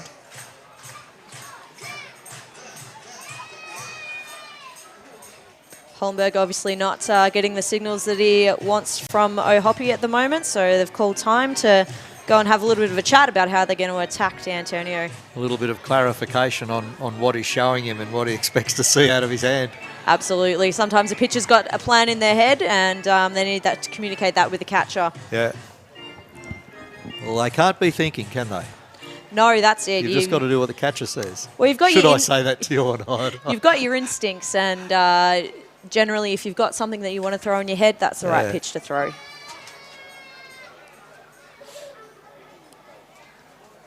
D'Antonio just breaking up the rhythm a little bit here. throwing things out of kilter. Gamesmanship. And it's a 1-2 pitch. Ground ball, second base. Curtis Mead gets to it, feeds it off to Wingrove, and they get that all-important third out on Trent D'Antonio. He goes out on a 4-3 ground ball, covered quite easily there by Curtis Mead. A little bit of movement required, but he certainly got that out, no question whatsoever. They leave Max Brennan stranded. So after 4 completed innings here from Blue Sox Stadium, it is the Sox 4 runs, leading the Giants 2. Design Choice brings every space to life with a design solution that is conceptually beautiful, practical, cost-effective and durable for even the toughest commercial environments. Working with clients and the furniture industry for over 20 years, you can rely on their knowledge and high-quality products. The Design Choice team know that selecting the right piece of furniture may be the difference between becoming just another restaurant and becoming the new destination hotspot. To see all of their creative designs, head to designchoice.net.au. Design Choice are proud sponsors of the Sydney Blue Sox.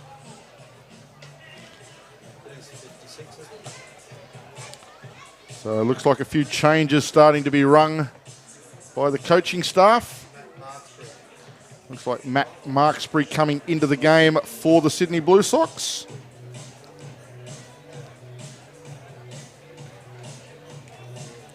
Number 56 heading onto the mound. Definitely Matt Marksbury coming out of the pen. Picked up by Amy for us. All over it, Amy. I can tell you that Matt Marksbury is a 29-year-old out of Cincinnati, Ohio, was picked up in round 15 of the 2013 draft by the Atlanta Braves. And a couple of years after that, on the 31st of July, made his major league debut for the Braves. So he has thrown in 10 major league games, so does have that major league experience in the arm, so will be a valuable asset for the Sydney Blue Sox out of that bullpen.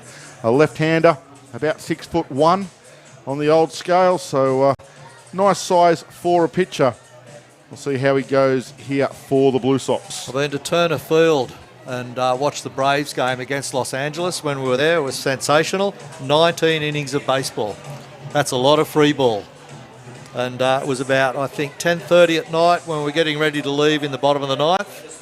And that's when they tied it up. It took another 10 innings to finish that game. Wow. I think we got away about 2 a.m., something like that. Got your money's worth for those tickets, that's for Turner sure. Field, good value for a game of baseball. Marksbury has pitched in 3 games so far this season, 2.2 innings for 7 hits, 3 runs, all of them earned, and an ERA which is sitting currently at 10.13. That will drop as he gets into his workload here in the ABL and he settles down a little bit. He only went basically against the Koreans. We haven't seen him at all this weekend, and we know that the Korean hitters are very disciplined, very patient, and top quality. And the lead off there, Curtis Mead at the plate for the Giants. So Mead 1 for 2 so far this afternoon. Has had a single into right field and a fly to centre field. His couple of at-bats. See how he goes against the left-hander now with a totally different look. Fastball misses from Marksbury. The count now to 2 balls and 2 strikes, and the Giants need to get something going. They've picked up a couple. They've picked up 1 in the second and 1 in the fourth, but they still trail at 2-4 here in the 5th. And you would think that if Matt Marksbury played Major League for Atlanta, as we see the 2-2 pitch come in, it's in on the fist, it's jammed, it's going to flare into centre field, and it's going to be a base hit. It was a nice pitch from Marksbury, got it in on the fists of Curtis Mead, but a good piece of hitting from Curtis Mead. He was strong enough and muscled it out into shallow centre field for the base hit. My point was going to be, if you do make the rotation for the Atlanta Braves, you think of some of the names that have gone through that club over the years, the Maddoxes, the Glavins, and all of those that have gone before him. You must be a fair pitcher to make it onto the roster in that club. Yeah, just be a little bit good. But Mead finds a way to get aboard. That's what Adelaide need. They need some base runners. They need to put pressure on these new pitchers for the Blue Sox. Marksbury misses now with the first pitch thrown to Mikey Reynolds. Reynolds 0 for 2, a strikeout and a ground into a double play.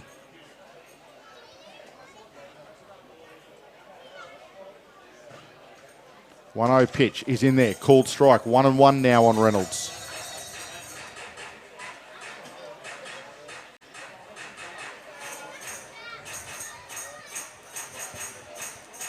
Always a base stealing threat is Curtis Mead. Has very good wheels.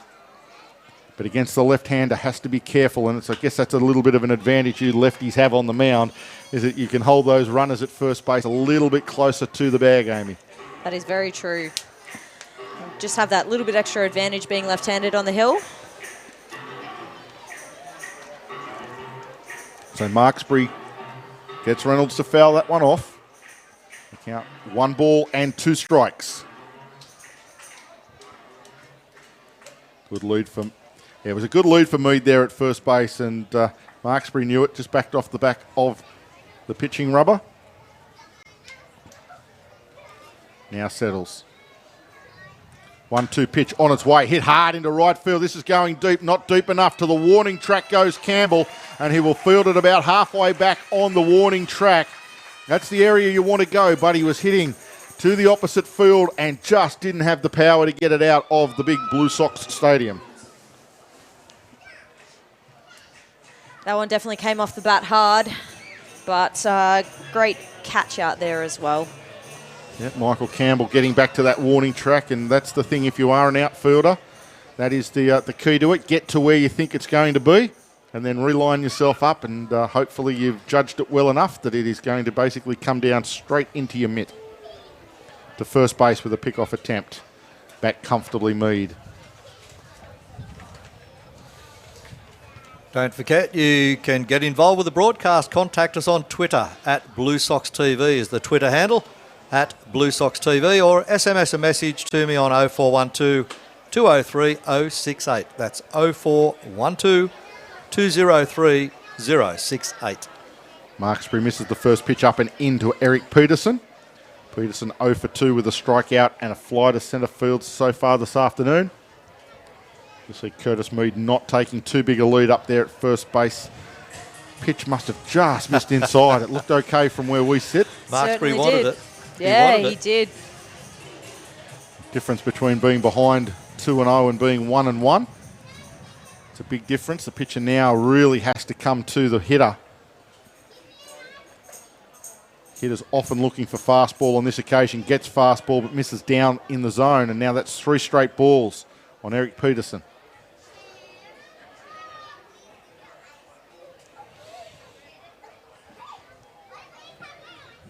Adelaide with a runner on first with good wheels in the form of Curtis Mead. The 3-0 pitch taken upstairs, ball 4. That'll advance Mead into scoring position, and the Giants now with another chance to threaten here in the top of the 5th inning.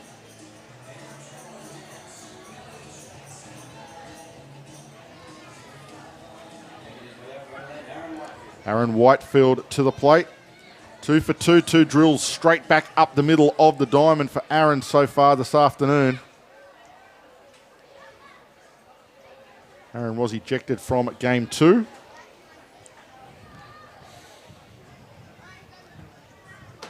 But all that is behind him.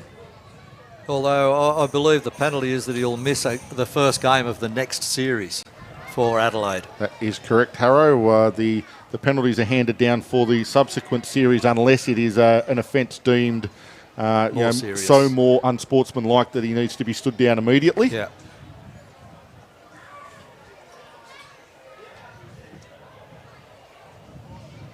And that also allows the team to then have a suitable replacement on hand, especially when they're on the road. They may not carry, a suitable replacement.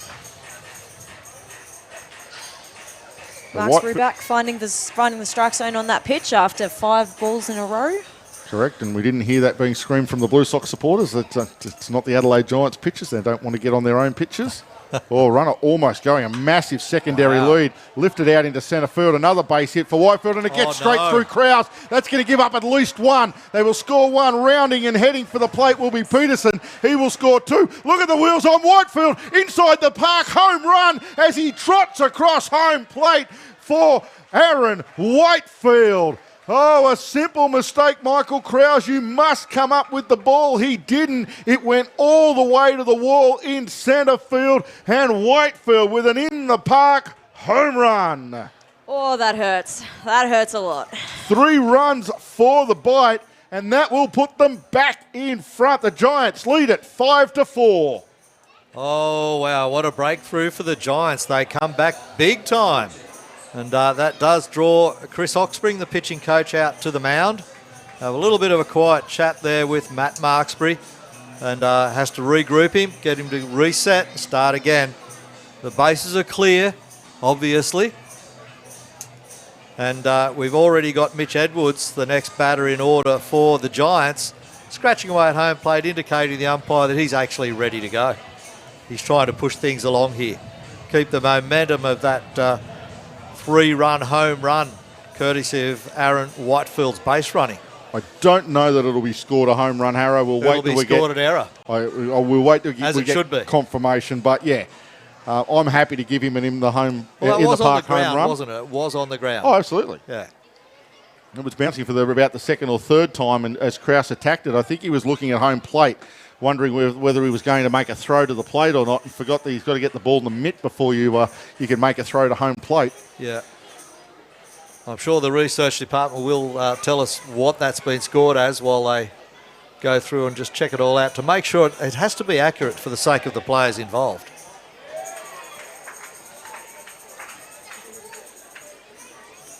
So Mitch Edwards also 2 for 2 on the day so far, with a single to centre and a single to right field.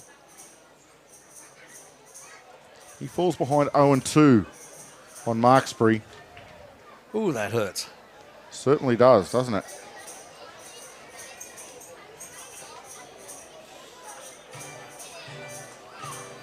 That should buoy the Adelaide Giants players, you would think, just getting back in front again. It's the second time in the day that they've led this game. Absolutely. What about the wheels on Aaron Whitefield? And the moment Krause missed that ball, he dropped it back into an extra gear that he had saved up inside, and then just rounded third, and then basically he stopped about halfway down the third base line. He'd made it that comfortably. This one drilled straight at third baseman Andy Burns. No problems from Burns. He gets it across the diamond to Mo and Aroa, and that's a much needed out for the Sydney Blue Sox. 5-3, ground ball down the third base side, but it is only the first out in this top of the 5th inning.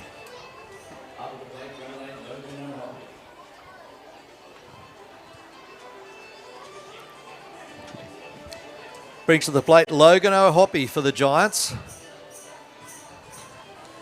He's 0 for 2 today with a walk. Sorry, 0 for 1 with a walk and a caught-looking strikeout. 2 down. That is correct. 2 down. My bad. Lucky we've got Amy with us. Guilty, Your Honour. This one lifted into right field. It's heading towards the line. It's going to be a tough play. It's going to just tail out of play. It's over the fence, but it is about 3 or 4 yards on the wrong side of the foul pole if you're an Adelaide Giants supporter. If you're a Blue Sox supporter, it missed by a mile. Of course, Mikey Reynolds was the first out. Second batter in order with a fly to right field side. And Mitch Edwards out on that 5-3 ground ball. 3 runs scored, though, in the top of the 5th innings for the Giants. Is it a resurgence? Well, their bats had to wake up at some stage this weekend, Harrow. They really hadn't got anything going offensively all weekend long. So sooner or later, a team this good has to come good with the bats. You knew that had to happen at some stage, and so it's no surprise that they're finally starting to hit the ball and hit it hard. But they are still leaking runs. They've given up 4 in the second. As Marksbury misses low and inside on that 1-2 pitch.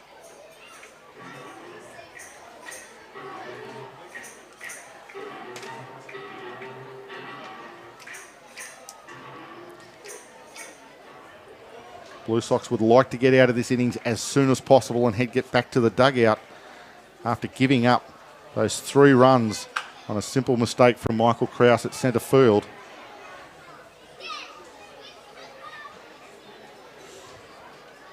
I do have it as the 3rd error. I did only have 2 errors early in, and that was a wild throw on Terrell Harris and an error on Michael Campbell, which allowed an extra base. Yep. So with 3 errors on the scoreboard, it will have been scored, I would say, a single, and then everything else on errors. This one hit hard at Nagope. He comes up with it nicely on the backhand, and a nice throw to Moen Aroa will end the inning, but not before the damage has been done. Aaron Whitefield on another hit to centre field, his 3rd of the afternoon. Michael Krause makes a fundamental error, and that allows 3 runs to score for the Adelaide Giants. As we head to the bottom of the 5th inning, it is the Giants now leading the Blue Sox by 5 runs to 4.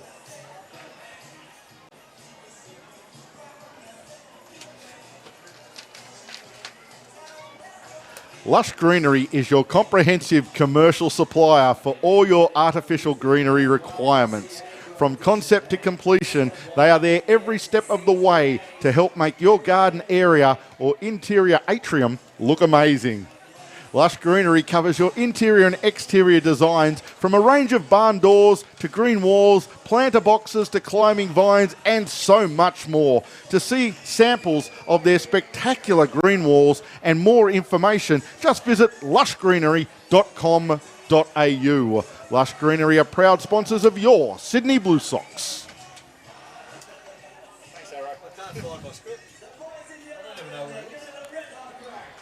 So the Blue Sox are heading to the bottom of the 5th inning, trailing again. I haven't stolen your script of you, have I? No. I probably slipped down between the desk and the wall then, Harry, but all good. The Giants have a pitching change on the hill. Jason Lott, number 26, has come on to throw. He threw on Friday night. Threw an inning on Friday night. And he's back again to see whether he can get the Blue Sox to not score in this inning. So we've now got only 4. I thought we might have gone through 5. I was going to say that was going to set Holmberg up for the win with Adelaide getting back in front. But the fact that it's only 4.5 innings gone, he won't go that 5 innings to be able to get the win. So the win will be on the table for Lott if he can find a way to get out of this innings without giving up any runs.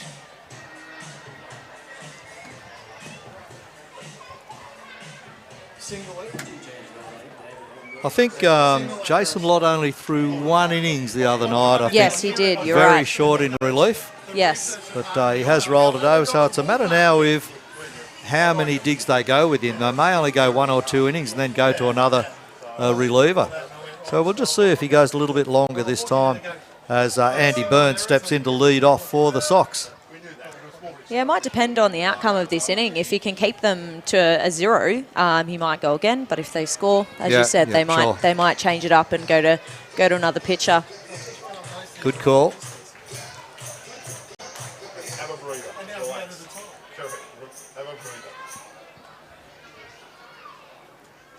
So research department has paid us a visit.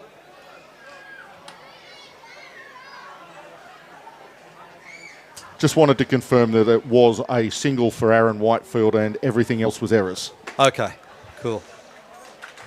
As a 4-pitch walk. Offered up to Andy Burns to lead things off here in the bottom of the 5th.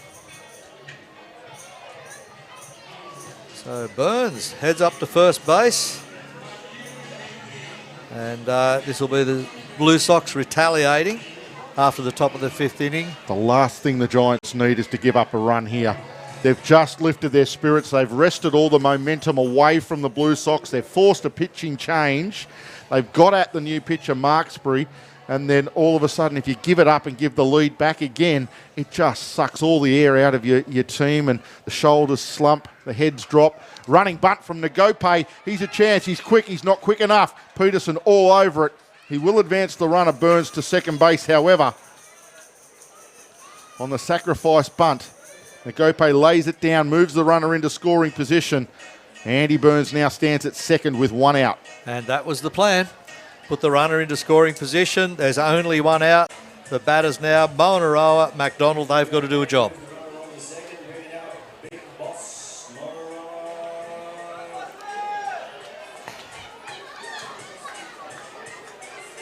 So Burns with a set of wheels at second. A little bit of a shift on. Shortstop, second base around for the boss man. Yeah, nicely dropped into the zone there by Jason Lott.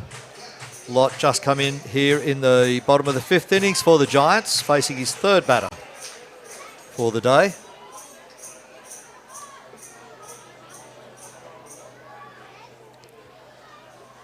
Checks the runner.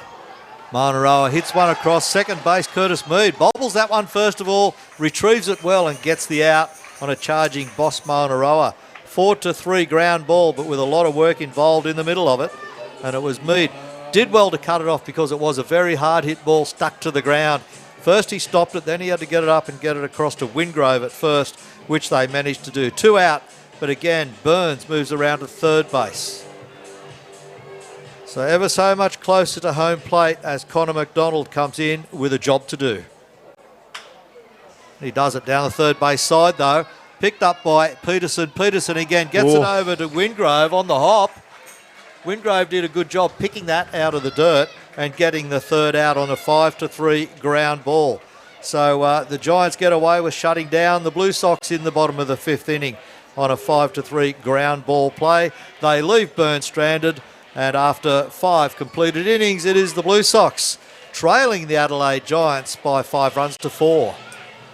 Struggling with the rising cost of power? You are not alone. Over 2 million Australian homes have now installed solar. The average size solar system can save you around $500 a quarter, add value to your home and reduce your carbon footprint. SolarAy is Australia's largest independent solar and storage installer, located right here in Blacktown. Talk to the team at SolarAy to find out if solar is right for you. Visit solaray.com.au/Blue Sox today. SolarAy Energy, proud sponsors of your Sydney Blue Sox.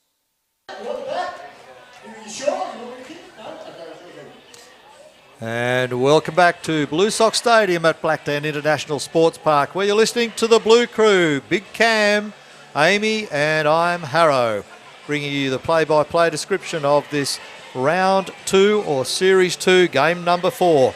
From a beautiful sunny Sunday afternoon here in the wonderful western suburbs of Sydney, out in the suburb of Blacktown, and at a great facility, that's Blacktown International Sports Park. Yeah, Matt Marksbury starting his second inning of work after his first inning was probably not too happy with. He wouldn't have been by the end of that inning, so looking to redeem himself a little bit with this inning and really go hard at the Giants hitters and try and get on top of them a little bit more. Good work, Amy. Yeah, Marksbury with his opportunity now to really show his wares and tidy up what happened in the fifth. So top of the sixth, Cole Stobie for the Giants.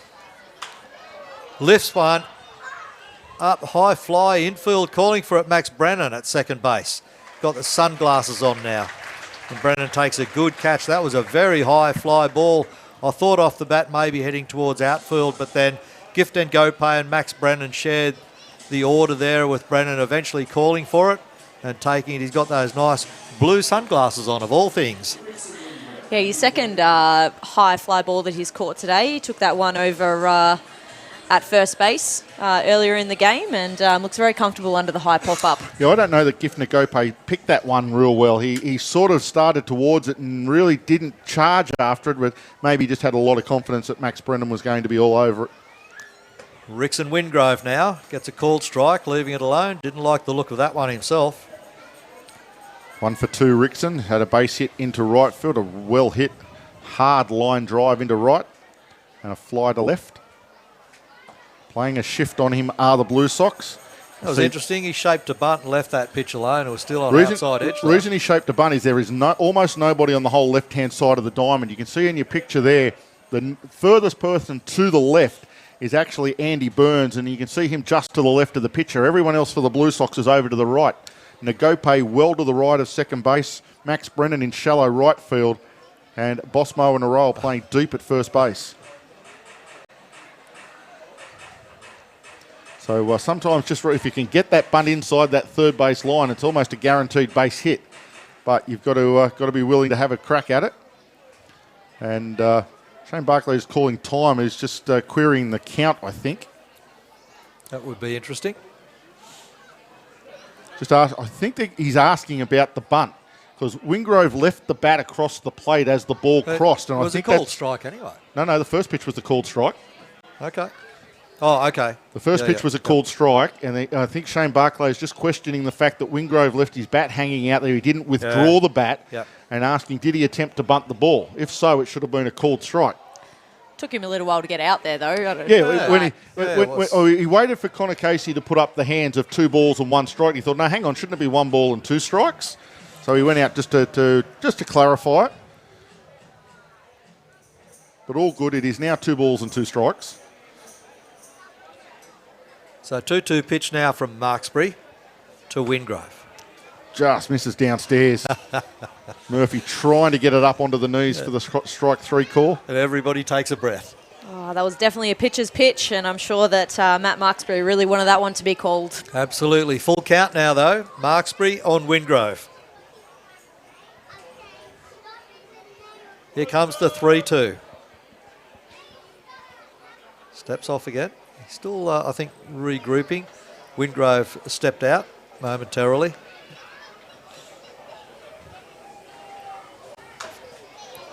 Off his foot. Foul. That will be fouled.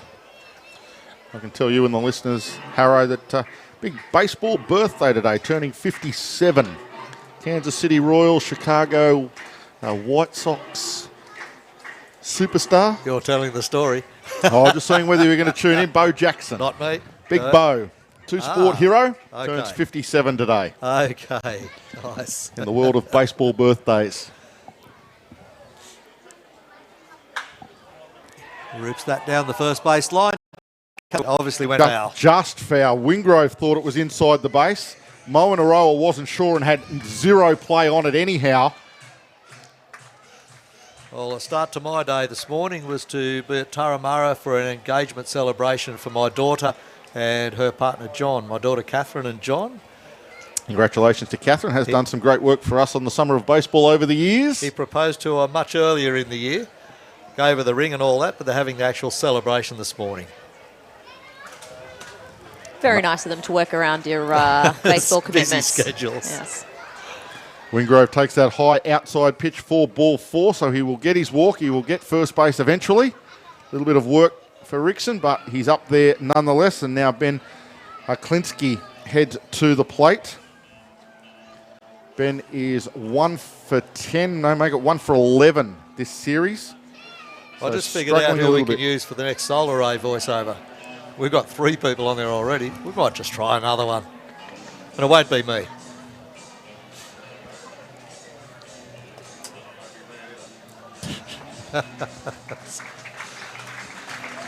That's the day done for Matt Marksbury.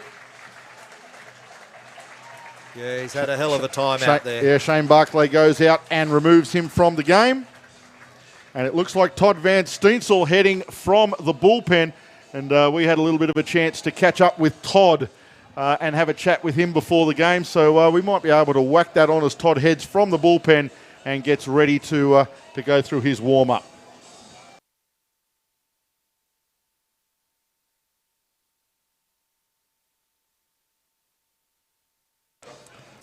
My mic is on, Harriet. Unfortunately, we don't have that ready to roll. So we'll keep that and maybe put it in front of one of the Brisbane games. As we just had a little bit of an informal chat to Todd in the bullpen. But sent out there to do some cleaning up now is Todd Van Steensel. Being used more as a setup man these days. Has been used as a closer in the past for the Blue Sox. He never ceases to amaze me, Todd Van Steensel. He just walked the long way around the back of the mound to get up on the top of the hill. I did notice that as well. Must be a bit of a superstition for him. Well, maybe he was just going to walk straight past and head for third base just to put everybody off. He is a pitcher that dances to his own tune.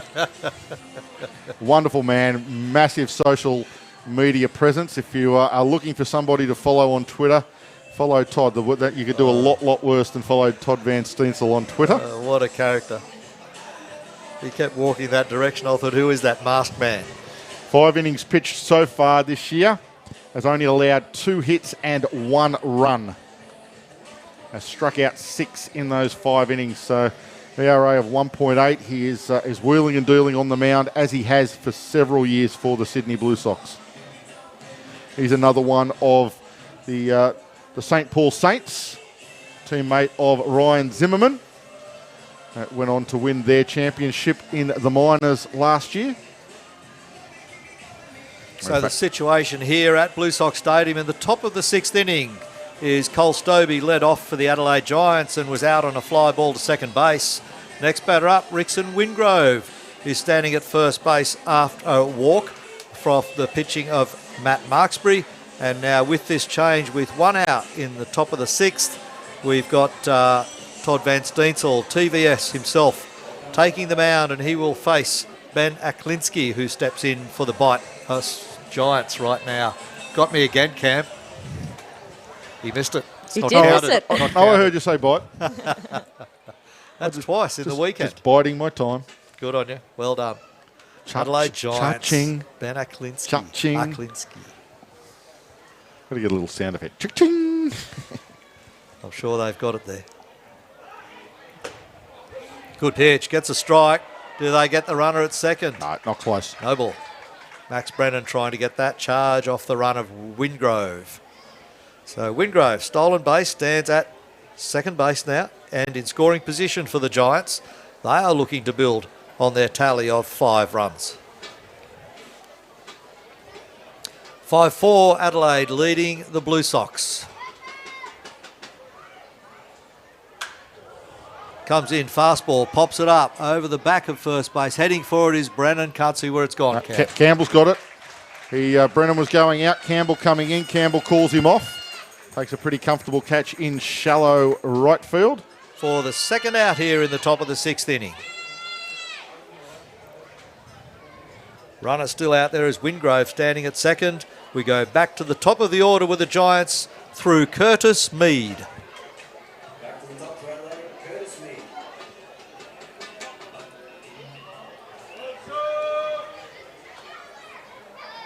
He's had a fly out and a couple of singles to get on base previously. Van Steensel in those nice high socks. Fires in a breaking pitch. It's lined in the left. A chance for a run here for the Giants. Wingrove rounds third, but he's going to hold. Respects the arm of Connor McDonald and holds at third base. Mead with another base hit. That's 3 for the afternoon so far for him. And 1 into each area of the outfield. 1 to left, 1 to centre, 1 to right. So he's having a good day out, hitting to all parts of the ballpark. And 3 from 4. The Giants now threaten with the runners on the corners, though. There are 2 out here in the top of the 6th.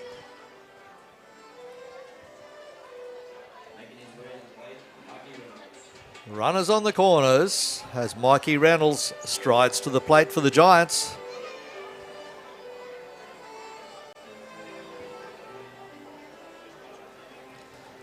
I don't know about that walk-up music for Reynolds. It's a little bit of the cause, I believe. No, I don't think he picked it.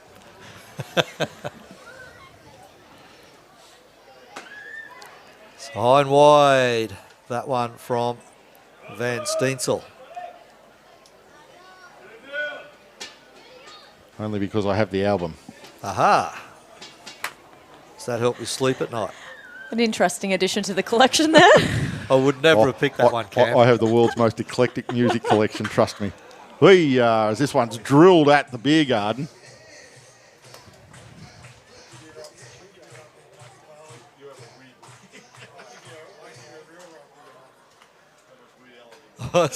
Especially now, big Dave Bonham, part of our research department, just talking about his song library, I'm going to call it, because it's more than a collection, it's a library. Oh, he's the music man, okay. I will bow to Dave.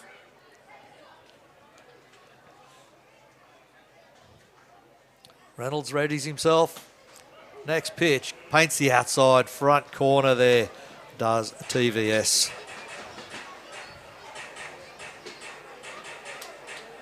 Van Steensel pitching to Mikey Reynolds. Needs to get rid of him. They can't afford to drop another run, the Blue Sox. The 1-2 count. Runner at third. And he gets him rung up, freezing him at the plate there. A KC, and that was closer than the previous pitch. I'm surprised Reynolds didn't even try to defend that. Left the bat stranded on his shoulder. Brings up the third out and leaves 2 runners stranded. He was expecting something totally different to what he ended up getting, and when he realised what he was getting, he had no options and no chances to actually swing the bat at the ball. So halfway through the 6th inning, it is the Adelaide Giants 5 leading the Sydney Blue Sox 4. Barter Card is the world's largest trade exchange where small and medium-sized businesses can barter trade in over 8 countries across a dynamic mix of industries. Barter Card has revolutionised the way its members do business, from attracting new customers to conserving cash and increasing profits. Barter Card's world-leading system enables members to enhance their business through a cashless marketplace. For more information, head to bartercard.com.au and check out all the options. Bartercard are proud sponsors of the Sydney Blue Sox. And of course, the Bartercard buddies out here today. We have Pittwater, we have Cronulla, and we have Como. And we just see a few of the youngsters competing in one of Funky Phil's water bomb challenges. As you said, a good day for it. Just get splashed with that nice cold water in this lovely sunny afternoon with a light breeze blowing. Perfect conditions for water bombing.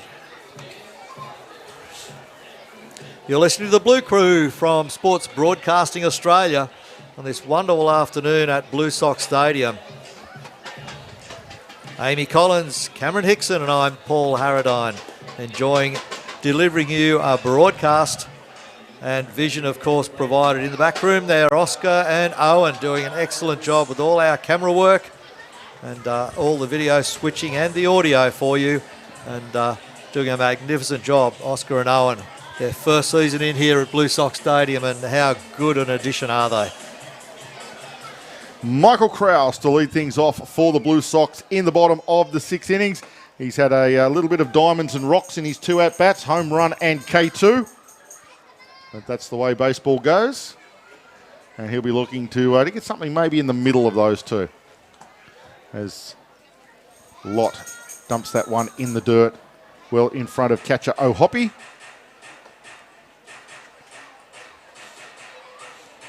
Lott doing a pretty handy job first time up. He walked Andy Burns, the first hitter he faced, but then got rid of the next 3 fairly quickly.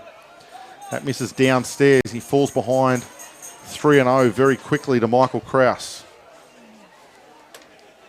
You'd like to think Krause, being a disciplined hitter here, being 1 run down, should be taking all the way, and is, and it almost hits him anyhow. It's high, it's inside, and if you're, suppose if you're going to give somebody a walk, make them earn it. Interesting that he's Jason Lott has walked the first 2 hitters of both the innings the first hitter of both innings that he's pitched. So it'll be interesting to see how he goes against his second hitter. I'll also be interested to see whether Shane Barclay puts on the same move that he did last innings in sacrificing bunting the very next hitter up after the walk, or whether or not you bat away with Michael Campbell on this occasion. Well, interesting is saying he did throw 4 balls in a row to then the first pitch of the next at-bat was a sacrifice bunt. And the corners are playing in just to cover that as well. You can see that Rickson Wingrove is holding, but he's holding slightly in from where a normal first baseman would be set up for the throw over and the pick-off. Usually the first baseman is right back on the foul line because the ball travels faster getting to him. That is changing in baseball now, however. You notice first basemen not standing quite as rigidly on the base nowadays as they used to. And I think it's got something to do with the athleticism involved. They've got him at first base. A nice pick-off move from Lott. Wingrove applies the tag, and caught creeping too far, Michael Krause will be picked off at first base. Well, there is a prime example of exactly what you were saying, Amy. Wingrove able to take the ball a little bit closer to the pitcher and whip around with that arm. Michael Krause not happy, but he has been picked off at first base. Michael Campbell fouls one off now to fall behind 0-1. Jason Lott has definitely had some luck go his way in the last 2 innings. You would expect after walking the first hitter that there could be some damage caused, but managed to get out of it both times. This one grounded up the middle, and just like that, if Michael Krause isn't picked off, the Blue Sox would have runners in scoring position and be a real threat. But Jason Lott does himself a favour by getting rid of Krause at first base. Campbell, with that base hit up the middle, he will replace him up there at first base.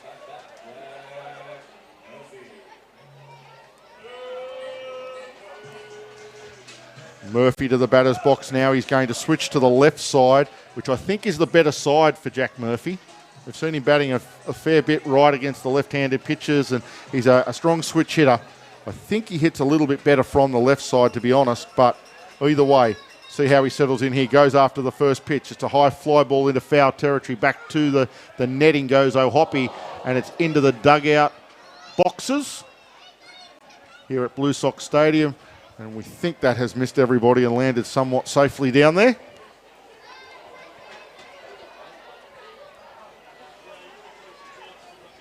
The final line on David Holm. 4 innings pitched, gave up 6 hits, 2 earned runs, a couple of walks and a couple of strikeouts. And a couple of course, that home run from Michael Krause. So that was where Holmberg stood. Well, we've got this big bit of a break. We'll take you through the couple of Blue Soxers. Tyrell Harris, 4 innings pitched. He gave up 7 hits, 2 earned runs, 1 walk and 3 strikeouts. Mac Marksbury, 1.1 innings pitched, 2 hits, 1 earned run and a couple of walks. Now that's the pitching notes at present, as the game stands in the bottom of the 6th inning. The Adelaide Giants having a complete infield meeting. Everybody's in there having a chat, or at least having a listen, as they decide exactly what they do. Connor Casey goes out to break up the party. And Cam, while they're walking back, I'll just remind everybody of next week's series. It's another home series, a home stand for the Blue Sox. Round 3 next week starts Friday night. So a little change in the schedule for next weekend. Friday night, 7:30. And Saturday, a doubleheader, 3:30 and 6:30. And then on Sunday at 1 p.m. again, 1 o'clock in the afternoon. And playing the Brisbane Bandits, the reigning champions of the ABL. As Murphy slots this one into shallow centre field, Whitefield will have no problems as he just runs onto it nicely. Takes a comfortable catch out there in centre for the second out here in the bottom of the 6th. So the second out there, 2 out now. Michael Campbell standing at first base for Sydney. And we go to the 9th in the order.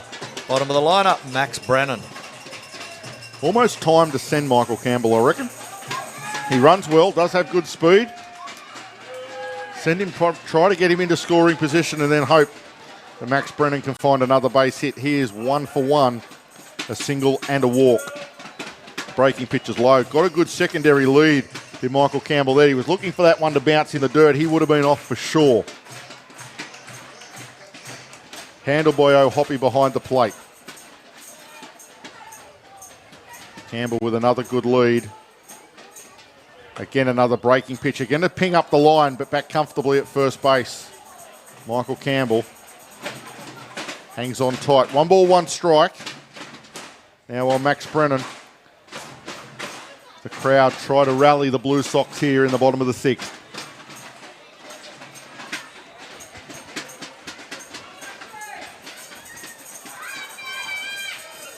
Brennan waits. Fastball, it's turned on down the third base line. Tough backhander for Peterson. Long throw. Oh, gee, he did that nice, Eric Peterson. It was the longest throw you have on the diamond. He was pinned against his own foul line.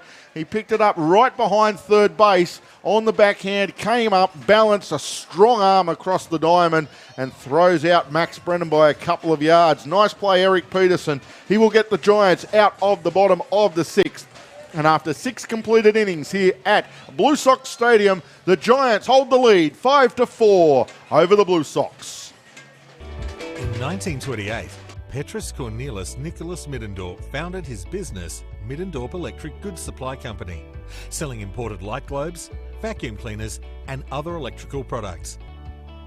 business began booming, so Petrus and his sons opened the first Middendorp branch in a converted church on La Trobe Street in Melbourne in 1956. This was the first of many branches that would eventually spread across the country, trading as middies in its signature pink colour.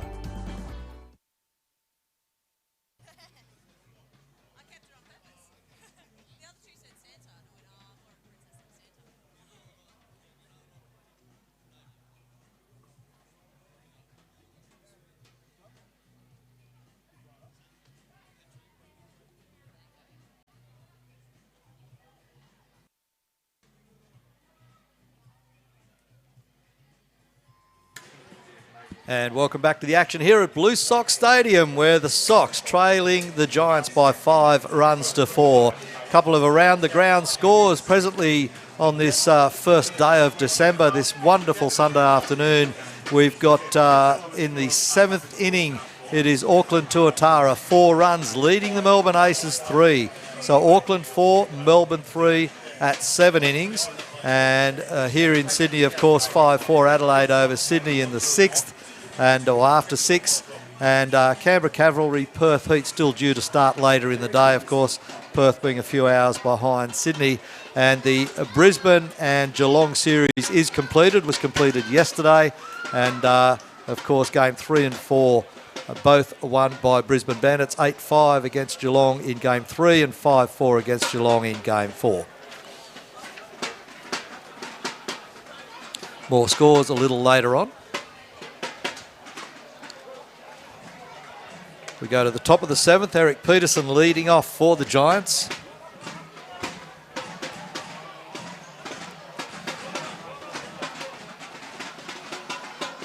Top of 7, Todd Van Steensel comes back to the mound for the Blue Sox. He entered the game with 1 out in the 6th inning, so he's only had 2 outs. We'll work through the 7th. I just can tell the listeners that Tuatara are in front of the Aces in their last game, 4-3 in the 7th, but the Aces have found a way to get out of jail in a couple of those games, so stay tuned.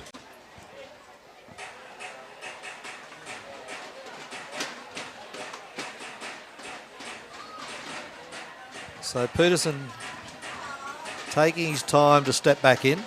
I don't know who's waiting for who here.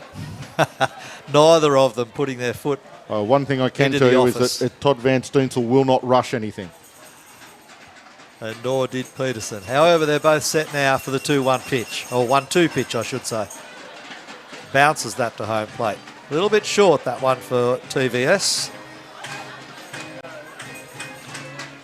That takes the count to 2-2 on Eric Peterson. Adelaide looking to build insurance in this top of the 7th for sure. Only a 1-run lead. They're happy to have the lead to start with. And Sydney chasing that, of course, attempting to shut them down. Wafts the bat at that one, does Peterson. That's a nice slider from Todd Van Steensel. Yeah. It looked fastball all the way. The moment it broke, Peterson said, I'm in trouble. He tried to get a little piece of bat on it to stay alive, but couldn't. Once he took it off his shoulder, he was committed and then decided to pull up and couldn't. So, well, it looked fast, gone. as I said, looked like it was a fastball down the middle, so he was trying to defend that. And then, as I said, the moment it started to break, he was in all sorts of trouble, just tried to get a piece of it. Well, Came up empty. Here's the danger man for Sydney. It's Aaron Whitefield from the Giants. He scored 3 runs today. He's had 3 singles to centre field. Not to this time, Harrow. He just launches one up into the blue skies here at Blue Sox Stadium. Michael Campbell on a charge. Look at the wheels. He was rounding second as that ball was caught. Yeah, it was a high towering fly ball, but he was not taking any chances. If that had been dropped by Michael Campbell, that would have turned into a 3-base error. Or a run. One or the other. Well, he would have been standing on third for sure. Yep. So fly to position 9 for the second out here. And the Giants 2 down here, 2 up, 2 down, top of the 7th as we go to Mitch Edwards.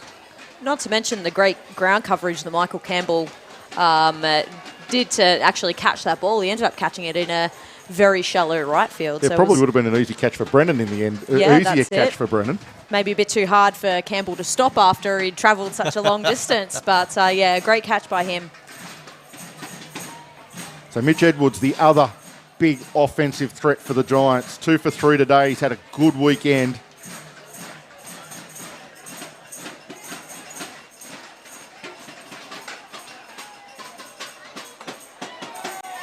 Certainly a hard swing from Edwards.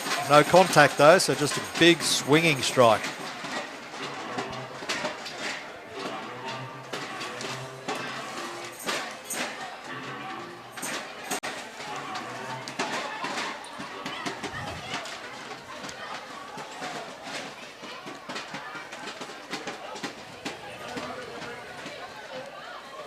He's 5 for 10 on the weekend, Mitch Edwards. Didn't play in Friday night's game. Was rested out of Friday night's game with Jordan McArdle having the DH duties and Logan O'Hoppy the catching duties. It's been solid. Pops this one up though. It's Murphy's play. He's got it. He's underneath it. He's going to tail back. He's all over it, is Jack. A great inning there by Todd Van Steensel, keeping the Giants off base and letting the Blue Sox try and get back into the game. So halfway through the 7th inning, it is still the Giants leading the Blue Sox by 5 runs to 4. Time to stretch here in Sydney. We'll leave you with the sounds of the ballpark as we stretch.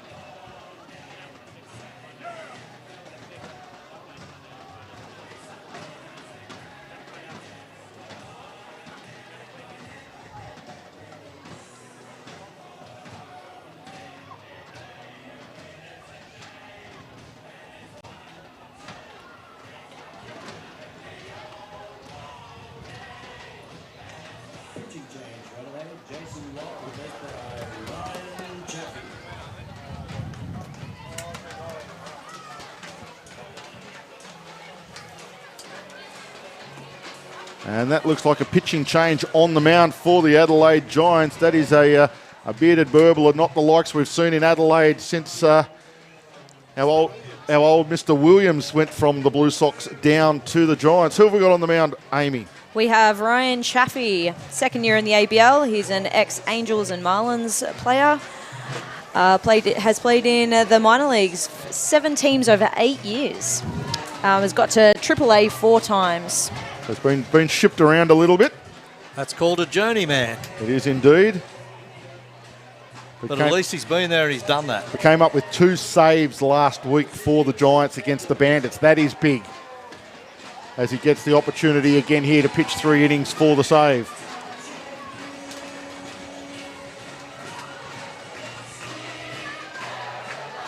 Bottom of 7, Blue Sox Stadium, Adelaide leading Sydney 5-4. Back to the leadoff, Trent D'Antonio. Fouls the first pitch off over the roof of the grandstand right behind our broadcast booth. That'll be down in Shirley's merchandise tent. We haven't given Shirley a wrap today. Shirley does a fantastic job there looking after all the members down in the merchandise booth. Lots of fantastic stuff as D'Antonio flicks this one up into foul territory. A play for O'Hoppy. He camps underneath it, makes no mistake. Foul fly to the catcher. You can say that easily, Cam. No, I can't. 1 up, 1 down. An example of the merchandise. Dave Bonham can see the ball. Nobody else can. He's going to get it. The kids don't know where it landed. He watched it go over the grandstand and watched it come down. He's got the merchandise on from yesterday's game. The Sydney Blues retro 90s jersey. I need to get one of them. They are a pretty handy jersey, but I'm still hanging around for the camouflage jersey later in the year. They're pretty classic. I haven't seen them. That's the thing about camouflage, Harrow. You don't see camouflage. That's the whole point. Oh, right. That's why we wear them. Terrible joke. I know. Terrible. It's a dad joke, which is why Harrow made I'm it. a grandfather. I'm allowed to do that. He's made it for 2 generations. Oh. Burns at the plate, behind in the count, 0-2.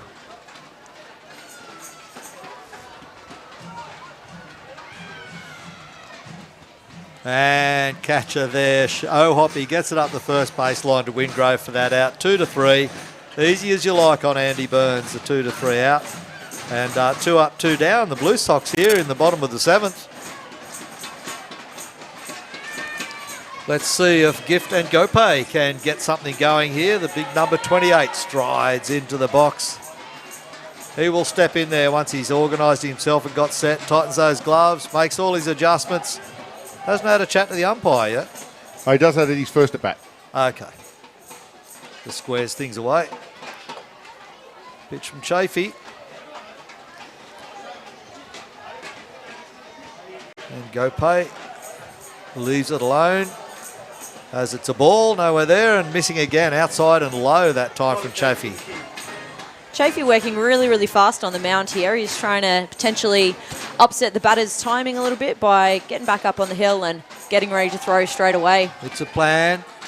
And Gopay pops one up, right field side out there, and that will be caught easily by Cole Stobie. So the Blue Sox go 3 up, 3 down in the bottom of the 7th innings with a fly ball to right field by Gift and Gopay.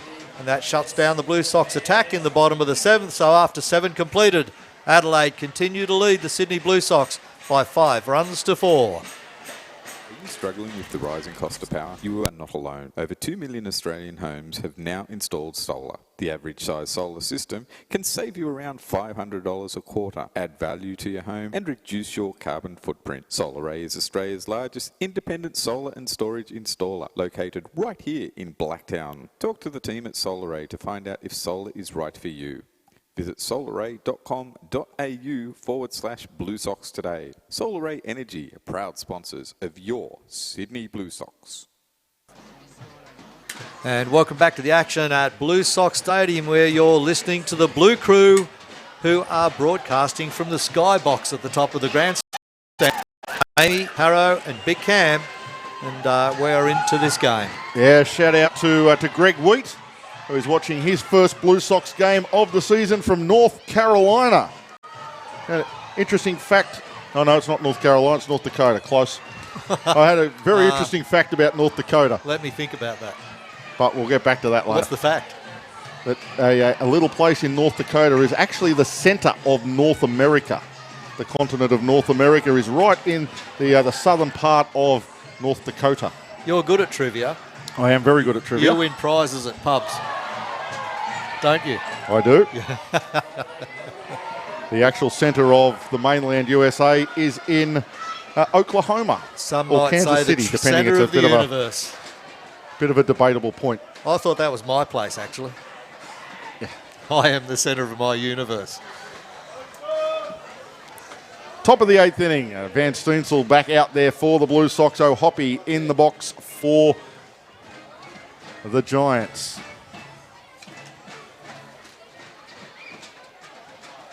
Hoppy is 0 for 2. He's had a strikeout, a ground out and a walk.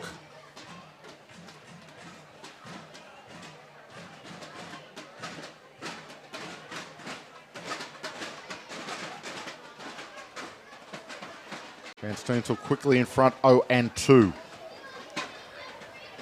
0-2 pitch, blows him away. Little foul tip, and Hoppy not happy. He thought he probably should have got more on that, but it was inside on the hands. Van Steensel jammed him up, blew it by him, and gets another strikeout.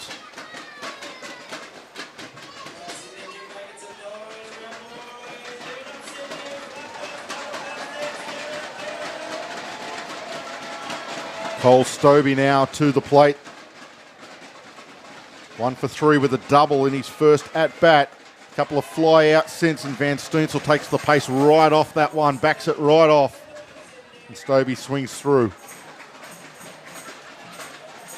That's one of the good things with Todd Van Steensel on the mound. He can throw around about 94, 95 miles per hour, but he does have that change-up that comes in the high 80s, so it looks like it's coming at a fastball. You swing for a 95-mile-an-hour fastball, and all of a sudden you've swung before the ball's anywhere near you, and you're made to look a little bit silly. I think people underestimate the power of good change-up sometimes. Oh, absolutely. Good change-up is well and truly worth its weight in gold. 1-1 pitch is in there for a called strike. And you have a look at some of the major league relievers that come on as more as setup men than closers. Really, they sometimes only have a fastball and a change-up, and that's enough to get them through 4 or 5 batters sometimes.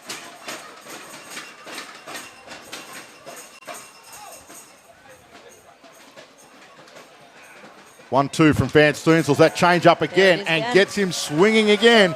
Back-to-back K2s for Todd Van Steensel and the Blue Sox. Yeah, sometimes you can get away with a four-seamer, a two-seamer and a really good change-up and be a complete pitcher. Van Steensel does have a go-to slider that he loves to throw for the out, and he also has a genuine curveball, but generally he will stick to fastball, change-up, slider. Rickson Wingrove into the batter's box. There is that slider in for a strike. Doing a nice job of varying his pitches, but still finding his locations at the moment, Van Steensel. Absolutely. He's really trying to change the momentum back to the Blue Sox in these late stages of the game. Fastball challenges Wingrove. He fouls it off. It was high and wide. I don't know that it would have been a called strike if Wingrove doesn't swing at it. But Wingrove saw fastball, thought hit fastball, but he could only foul it off.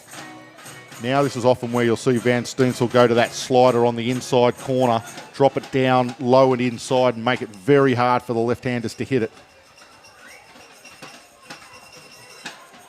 0-2 pitch, he goes fastball again and challenges Wingrove, who fouls it into the Adelaide Giants bullpen, where there is not much action going on down there at all. They're probably happy with Jason Lott down there at the moment.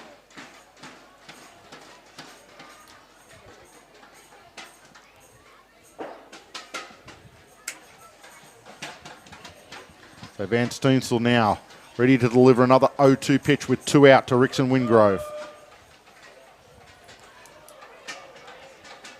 Goes fastball, but he goes well outside. I don't think he had any intentions of actually putting that anywhere near the plate. And by the reaction of Murphy, I think that he missed his spot by a bit there as well. I think Murphy was sitting about 4 to 6 inches outside the plate, and Todd missed it by a couple of feet. No damage done though. 1 ball and 2 strikes, 2 away. The Giants hanging on to their 1-run lead here in the top of the 8th inning. Van Steensel set to the plate. Change up, gets another out with the change of pace. A really nice 3 up, 3 down, perfect inning for Todd Van Steensel and the Blue Sox. But they trail it by a run as we head to the bottom of the 8th inning. It is the Blue Sox trailing the Giants 5-4. And we'll just go around the grounds with some scores now and the update on what's happening at the other fields. Of course, the series between Geelong Korea and the Brisbane Bandits has been completed. And of course, Brisbane have swept Geelong Korea by 4-0. And the very last game, Game 4, was a 1-run, 5-4 to the Bandits. In Game 3, it was 8-5 to the Bandits. Game 2 went 10 innings, 8-7. Bandits over Geelong, and game number 1 was 5-3. They win that by 2, the Brisbane Bandits over Geelong. But at the end of that series, it is the Bandits sweeping Geelong Korea, and that is a complete reverse to what happened to them last week in the Adelaide series, which is an away game. So they go back home, the Bandits, and they sweep their opposition, being Geelong. They will head to Sydney next weekend, where Sydney and Brisbane will do battle right here at Blue Sox Stadium. In the other games, Adelaide and Sydney, of course, we're right here. Adelaide leading this game 5-4. Blue Sox will at least get the series win, and if they can get back and get this one back from the grasp of the Giants, they can sweep this, but they have got a bit of work to do. Oh, they want to sweep it, Harrow. They desperately want to sweep it. They would love to. But we've now got Auckland and Melbourne competing, and it's Auckland Tuatara leading the Melbourne Aces by 4-3. So they're battling away there, Auckland Tuatara, and they're trying to get back at the moment. Melbourne hold the series 3-0. and Tuatara trying to stop the sweep by leading that game number 4 by 1 run. Similar story here in Sydney. Auckland leading Sydney by 1 run. Yeah, So the battle is on, and the other game is Canberra Cavalry and Perth Heat, which will take place. Starts at 5 p.m. our time. Yeah, late start. So we won't bring you those results. You'll have to watch those. Oh, Moen Aroa has just murdered one, but he's hit it foul. It has gone into the softball fields. If anyone knows Blacktown International Sports Park, that went an absolute mile. And the other series, Canberra and Perth, of course. Perth will win the series, if not the sweep, when they do battle later today, as Cam said, about 5 p.m. our time. Ryan Chaffee will not be making that mistake again, throwing that pitch again to Moen Aroa. If he just holds back a little bit, he launches that and the Adelaide Giants lead is gone. But as it is, he goes swing, swing after a long foul ball, and Chaffee gets him on strikes.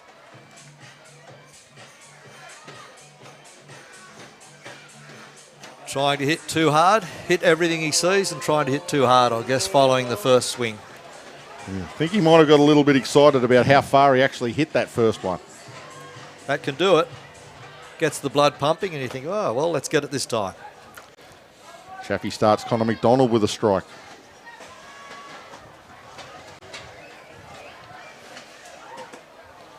Make it 2. So he got Moen Aroa on 3 straight pitches and has Connor McDonald behind 0-2 after 2. Tries the curveball, throws it about 58 feet.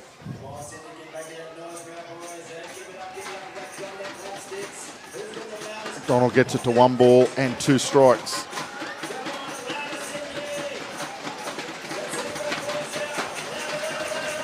Connor McDonald has had a walk, a strikeout and a ground out on his 3 appearances so far today. Next pitch is that breaking pitch and he drives it hard but straight at Reynolds, who comes up, makes a comfortable play. And the second out recorded here in the bottom of the 8th. As Connor McDonald goes down on that ground ball to shortstop Mikey Reynolds.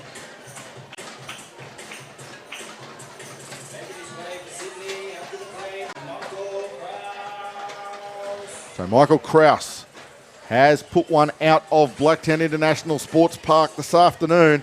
The Blue Sox and Blue Sox faithful would dearly love him to find another way to put it out. But I do believe the wind may have just changed a little bit. It looks like it is blowing in a little bit more than it was.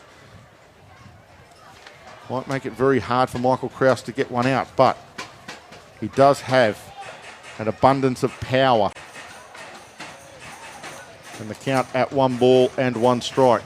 Chaffee's really not letting the Blue Sox hitters get settled in the box. As soon as they have 1 foot in, he's getting his sign and he's ready to go. And I really think that that's that tempo that he's bringing from the mound is upsetting the Blue Sox hitters at the moment.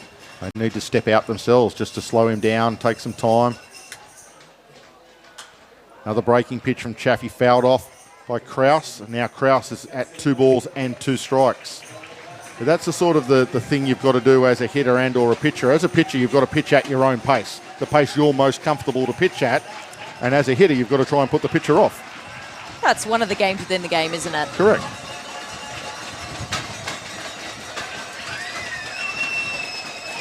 So Krause steps back in. 2 balls, 2 strikes, 2 away here, bottom of the 8th.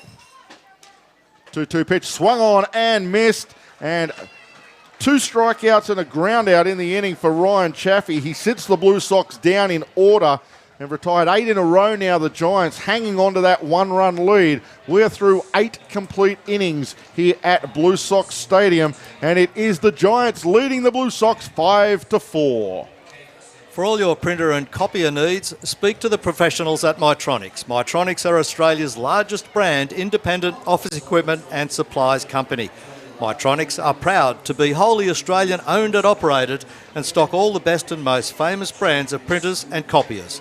Mitronics guarantee to better any valid Australian quote, so you can be sure you are getting the best value and service when you buy or lease your chosen product from Mitronics. So jump online and check out their massive range of printers and copiers and all of the services they provide.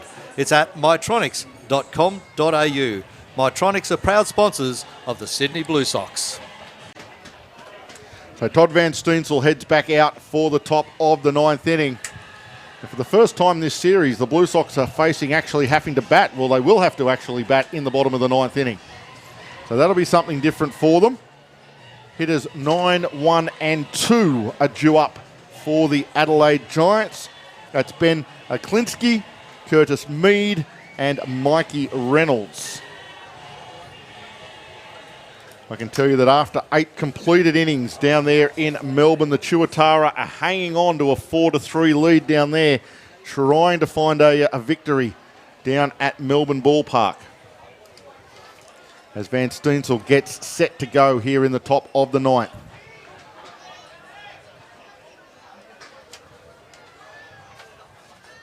Fastball, Klinsky hits it hard to right field. Campbell has some work to do. He goes back to the track. He won't get it. He hits the wall hard and knocks himself out. He's in trouble out there, Campbell. He gets up and throws it in. And into third will be Klinsky, but Michael Campbell is not well out there. He hit the gate that opens and the gate gave way. The gate gave in and came in and it is wide open as we speak. And Michael Campbell is not well out there in right field. The Blue Sox bullpen is rushing out to make sure he's okay. And now heading up from the bullpen, from the dugout, will be the medical staff. But he hit the wall hard. He went up to try and get it in stride. And as he came down off balance, he went into the padding. But he hit the area where all of the maintenance vehicles come out and the batting practice cage comes out. And that gate flung open and gave way with him. He landed awkwardly, but did a good job just to stumble to the ball and just throw it back in the general direction of Max Brennan, who went out to help out. But in the end, Klinsky with a triple, a one hopper off the wall, was always going to probably be a stand-up double anyhow. He gets the extra base on the fact that Michael Campbell had cannoned into the wall out there and is just feeling the effects. He's trying to walk it off, Michael Campbell out there in right field, but he hit the wall hard. Well, they might do wisely to give him a breather anyway. They're actually going to make a pitching change. So that's actually a pretty clever move from Shane Barclay. He was in the mindset of possibly making the change anyway. It was on the cards. And so the fact that he can now give Michael Campbell an extra 3 or 4 minutes just to shake off the cobwebs, it will probably work well as Van Steensel gives up a triple to lead off this top of the 9th, and his afternoon is done. Heading to the mound now for the Blue Sox. Looks like it might be Luke Wilkins. Just trying to get the number. It is a 20. I think it is 26, Amy. I think you might be right. Let's get him to turn around for us. It is, in fact, 26. Beautiful. Thank you, Luke, for turning around and making it easy for us. Appreciate your assistance there. That's it. Often we have the umpires go out and ask them to turn around as the scorers are in a skybox up the back of the grandstand as well. So not only does the umpire make a signal to the scorers to make sure they know, he often gets the pitcher to do a full 360 so that they can get his number and assure of who it is that is coming into the game. But it is Luke Wilkins coming into the game for the Blue Sox. And Klinsky stands aboard third base with nobody out. So a real chance here for the Adelaide Giants to add another run. Campbell still looks like he's hurting out there in right field. He's trying to walk off. He's trying to get himself better. I think he may have hit his shoulder. Yeah. I think he hit his shoulder pretty hard into Did he hit the moving, fence. the gate that gave way and the other one's locked in solid? So maybe he's got caught sort of between the two, if you like. No, the gate just sort of flung open when he hit it. He sort of, and you're sort of hit thinking, it hard. You're thinking when you go in, you're gonna meet some solid resistance and bounce off. And when it gives way a little bit, you sometimes don't land the way you want to. And he landed awkwardly as well, which didn't help. So Luke Wilkins on the season, 4 innings pitched, giving up 5 hits and 2 earned runs. 4 strikeouts and a walk with an ERA of 4.5 so far this season. Start things off with a foul to Curtis Mead. Blue Sox playing in, trying not to allow this run to go. They're going to try and hold the runner at third and then make the play at first base. And if the runner breaks, they will make the throw to Jack Murphy at the plate and try and toast the runner.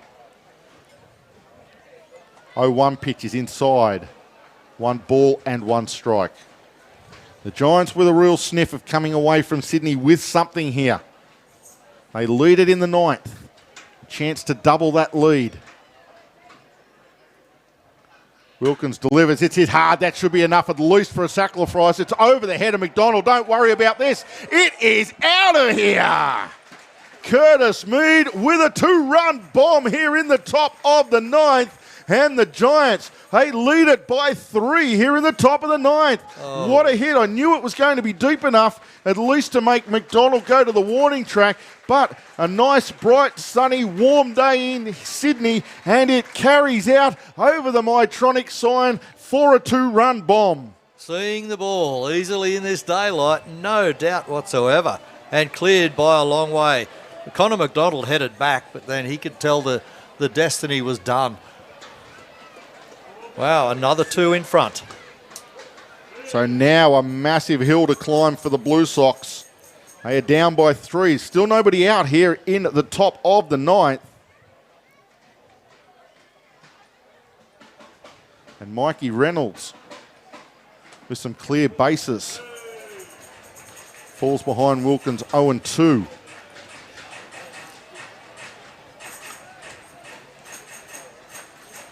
We knew that the Adelaide bats had to wake up at some stage this weekend. And for Blue Sox supporters out here today, unfortunately, it has been today. And Melbourne in the bottom of their innings now. Tuatara scored no runs in the 9th, so they're sitting on 4 runs, Tuatara, with Melbourne batting in the bottom of the 9th. This one hit up the middle. It's going to be a tough play for Nagope. Not going to be any play for Nagope. Got a rather awkward hop, but he was charging. He was on absolute full speed, full throttle to try and get across to that one. Good range, but just couldn't get it in the glove to make any sort of play. Not sure he was going to make much of a play anyway. It was going to be a really tough throw on the full run to try and get a good running Reynolds. So either way, Reynolds is aboard. Looking up, it will be scored a hit. So fair enough there on the hit. It will be a hit to 4 because Ngope overran it by a fair bit. But just another hit for the Adelaide Giants, inflicting some more pain on the Blue Sox and Luke Wilkins.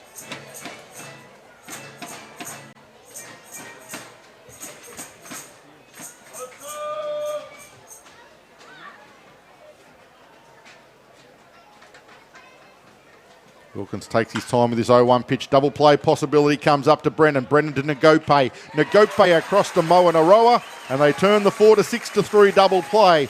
That will be a little bit of a confidence booster for Wilkins and the Blue Sox after giving up a 2-run bomb to Curtis Mead here in the top of the 9th.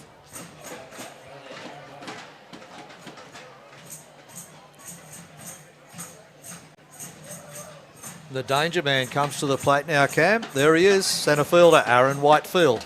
Has been brilliant for the Adelaide Giants all weekend long. Nothing has changed this afternoon. He's had 3 singles to centre field, one of which resulted in a 3-base error from Michael Krause, and that gave the Adelaide Giants the lead, and they really haven't looked back. He goes up the middle again, but he isn't going to beat Gift Nagope on this occasion. He picks it up, flicks it across to Moanaroa, and the Blue Sox are out of the innings, but not before the damage was done. Van Steensel gave up a double plus a base for Ben Aklinski, and then Curtis Mead comes up, the first pitcher that Luke Wilkins faces, and he launches it over the left centre field wall for a 2-run shot. And the Adelaide Giants, they're sitting pretty. They are 3 outs away from a win here in Sydney as we head to the bottom of the 9th. It is the Giants 7 and the Sydney Blue Sox 4. And we look at the scores around the grounds now. Tuatara, Melbourne Aces, 4-3 Tuatara, for the bottom of the 9th being played there already. And in Sydney, of course, the only other game in progress at the moment. We know the situation there with Sydney got a 3-run deficit as we head to the bottom of the 9th right here. So it's going to be a battle royal for Sydney to get back in. 3 runs they have to keep the game alive, let alone win the game. And it's Chafee returning to the mound for the Adelaide Giants. And he's done a good job so far. Next week, the Canberra Cavalry will travel across the ditch to face the Tuatara at North Harbour Stadium. The Adelaide Giants, they head to Geelong to take on the Koreans. The Perth Heat, they head down to Melbourne to take on the Aces. And of course, as we have mentioned, that series where the Bandits will head here to Sydney to take on the Sydney Blue Sox here in a Friday doubleheader, Saturday, Sunday spectacular. Looking forward to that series for sure. The hometown I'm from these days, of course, Sydney boy, born and bred. Trader, boo. But it will be a great battle between two great teams. Alex Howe coming in to lead off the hitting for the Blue Sox. He'll replace Michael Campbell, who we saw take that rather large bump out in right field in that last top of the inning. Trying to get something started against Ryan Chafee. Who has looked very good on the mound in the limited time he's had out there. He has looked very good. And it gets And Alex Howe has one with eyes. Curtis Mead was trying to get all over it to back up the heroics of the home run. Plenty of range. He went a long way deep and towards first base and just got the tip of the glove on it. Couldn't come up with it. Alex Howe is aboard, and that gives the Blue Sox fans and faithful a little bit of hope here in the bottom of the ninth.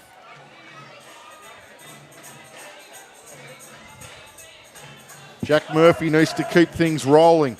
The Blue Sox trail by 3. If Murphy can find a way to get himself on base, that will mean Max Brennan will represent the tying run to head to the plate. That would be big. Chafee's been good. They are playing a pull shift on Murphy. Shortstop Mikey Reynolds is almost directly behind the pitcher at second base. Second baseman Curtis Mead, he's a little bit deep and towards first ever so slightly. Wingrove holding the runner. Murphy's only made base 3 times over the series. Yeah, not batting like he did several seasons ago when he led the Canberra Cavalry not only to a championship, but also then on to an Asian Nations Championship where the Canberra Cavalry, the first Australian team out of 3 to go over there. 3 years in a row we went there, Perth Heat twice, and then the Canberra Cavalry. The Cavalry came back with that Asian Championship title. Murphy swings through that one. 2 balls and 2 strikes.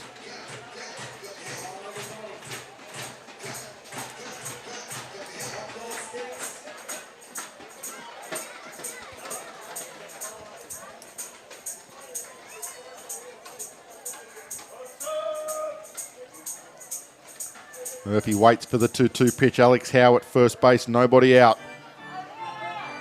Chafee just steps off the back of the rubber. Slows things down. 2-2 pitch. Oh, it's a high fastball way above the eyes of Murphy. And he swings wildly down on strikes. Disappointing from Jack Murphy. He knows he should not have been swinging at that pitch. But down on strikes he goes. And the Blue Sox lose one of their 3 opportunities here in the bottom of the ninth.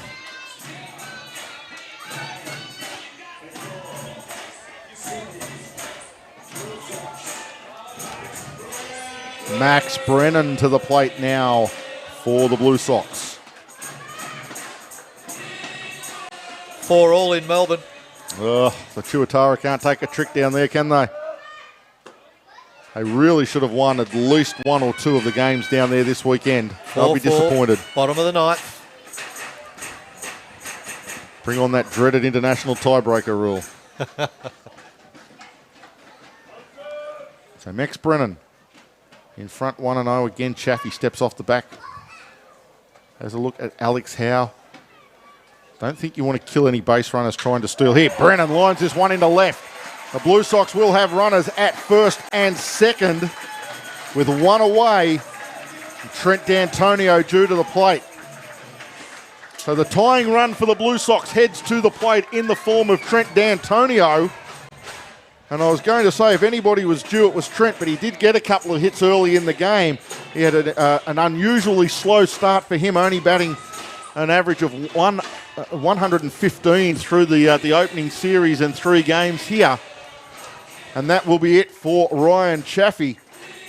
The alarm bells are ringing for the Giants. They are going to, it looks like their Asian pitcher. It looks like Dana Ono. Yeah, Dana Ono.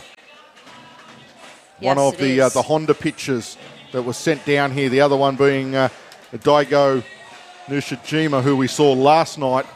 It is, in fact, it is Dana Ono, number 41, as he turns to present his bat. He threw a very tidy Pronunciation. inning on Dana. Friday night. Yep, we saw 4 of them go around on Friday night. Lott, Ono, Rootsky and Fitzgerald all doing an inning each in relief. So a tight spot to be bought into. The manager must have plenty, Chris Adamson must have plenty of faith in Ono to bring him in here with runners at first and second. The tying run to the plate. Trent D'Antonio. A real opportunity for the Blue Sox here to at least make the Adelaide Giants a little bit nervous. If Trent D'Antonio can find some way to get himself on base, and this is often where Trent D'Antonio gets hit by a pitch. Something like that happens. He'll lean into one. He'll take the risk that the umpire will call it on the inside edge if he can lean into it and just catch it on that front shoulder. Get himself up there to first base, load them up, because you know who's standing in the on-deck circle.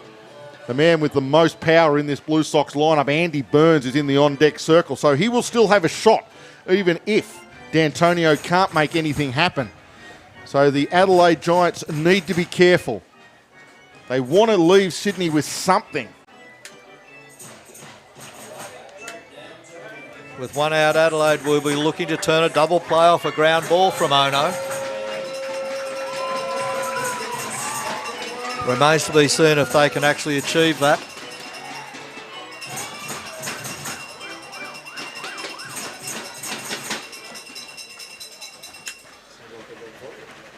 So D'Antonio swings at the first pitch he sees, fouls it off straight back at the net.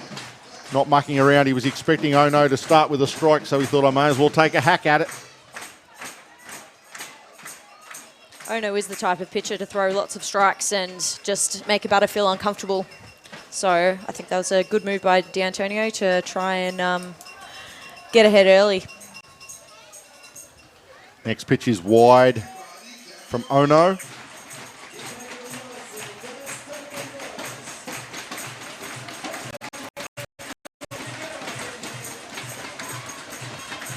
The count now to 1 ball and 1 strike.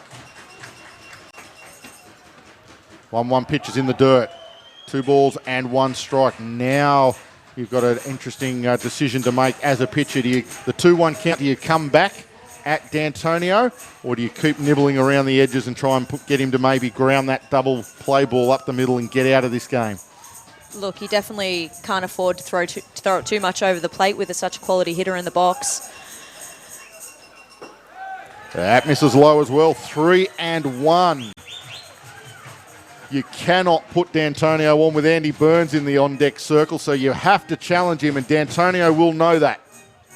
D'Antonio, I reckon he's going to take a big swing at this one, but let's see. Breaking pitch. No, he decides to bite it. And he just takes the pitch. Full count now on D'Antonio. Runners at first and second, 1 out. Trent D'Antonio, the tying run, is at home plate. Full count pitch from Ono. On its way, it is strike 3, and D'Antonio does not like it one little bit. He's saying you called 2 of those down there in the earlier at-bat that were balls, and you're going to come to the plate with that one as a strike. D'Antonio, not a happy camper, an angry little ant as he heads back to the dugout.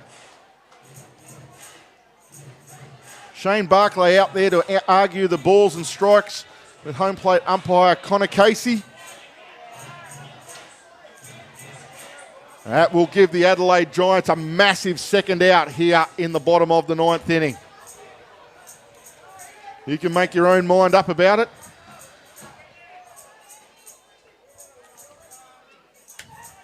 But what it does do is it does bring Toronto Blue Jays major leaguer Andy Burns to the plate, and he now represents the tying run. Big breaking pitch inside. And of course, that now moves Gift Nagope into the on-deck circle. Could Nagope be the hero here this afternoon if Burns finds a way to get himself aboard? Wouldn't that be a story? A Gift Nagope walk-off Grand Slam. That would be very special. That one in the dirt, all the runners hold. Well blocked behind the plate in a pressure situation by Logan O'Hoppy. If that one gets away from him, all of a sudden two runners move around to second and third, and a ground ball scores 2. But the Blue Sox trail by 3. Melbourne have taken that game off Auckland in the bottom of the 9th. Ouch. Burns taking all the way. That one misses as well. So 3 straight balls now on Andy Burns. I don't think they were going to muck around with Andy Burns too much, to be honest. With 2 outs now, if D'Antonio had have gone on, it was a totally different situation. But with 2 outs, you just don't go near the power of Andy Burns. Ping up the line, but it's a walk anyway, so I don't know what the ping up the line was worth. It was 4 straight balls, and so it was going to be a free trip up to second base for Max Brennan. Michael Campbell heads around. Andy Burns, the base on balls, and Gift Nagope will stride to the plate. The tying run aboard, the winning run to the plate for the Blue Sox. What an exciting at-bat here for Gift Nagope. And the crowd is really trying to help him out and support him here. Outfield playing deep. They're not going to allow anything to go through for that 3rd run. They're happy to give up 2. Did that catch him? No, it didn't. It spun him out of the box. I thought it might have caught him on the front shoulder, and that would have been a base on balls. It would have walked in a run and given the Blue Sox a massive chance with 2 out here in the bottom of the 9th. If I'm Gift Nagope, I sell that as getting hit. Or I lean into it and actually get hit. Ono certainly not looking as polished as he did on Friday night, potentially feeling the pressure a little bit here in this late part of the game.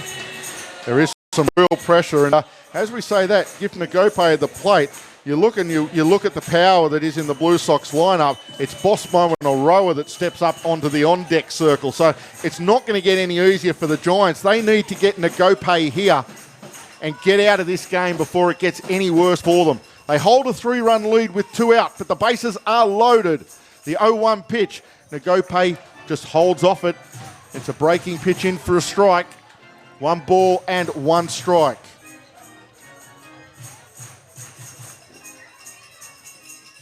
The 1-1 pitch swung on and missed by Nagope. And the Blue Sox are down to their last strike. He's not in a rush to get back in the box, is he? No, take your time. Yep, certainly working on his own schedule here, getting his head in the right place.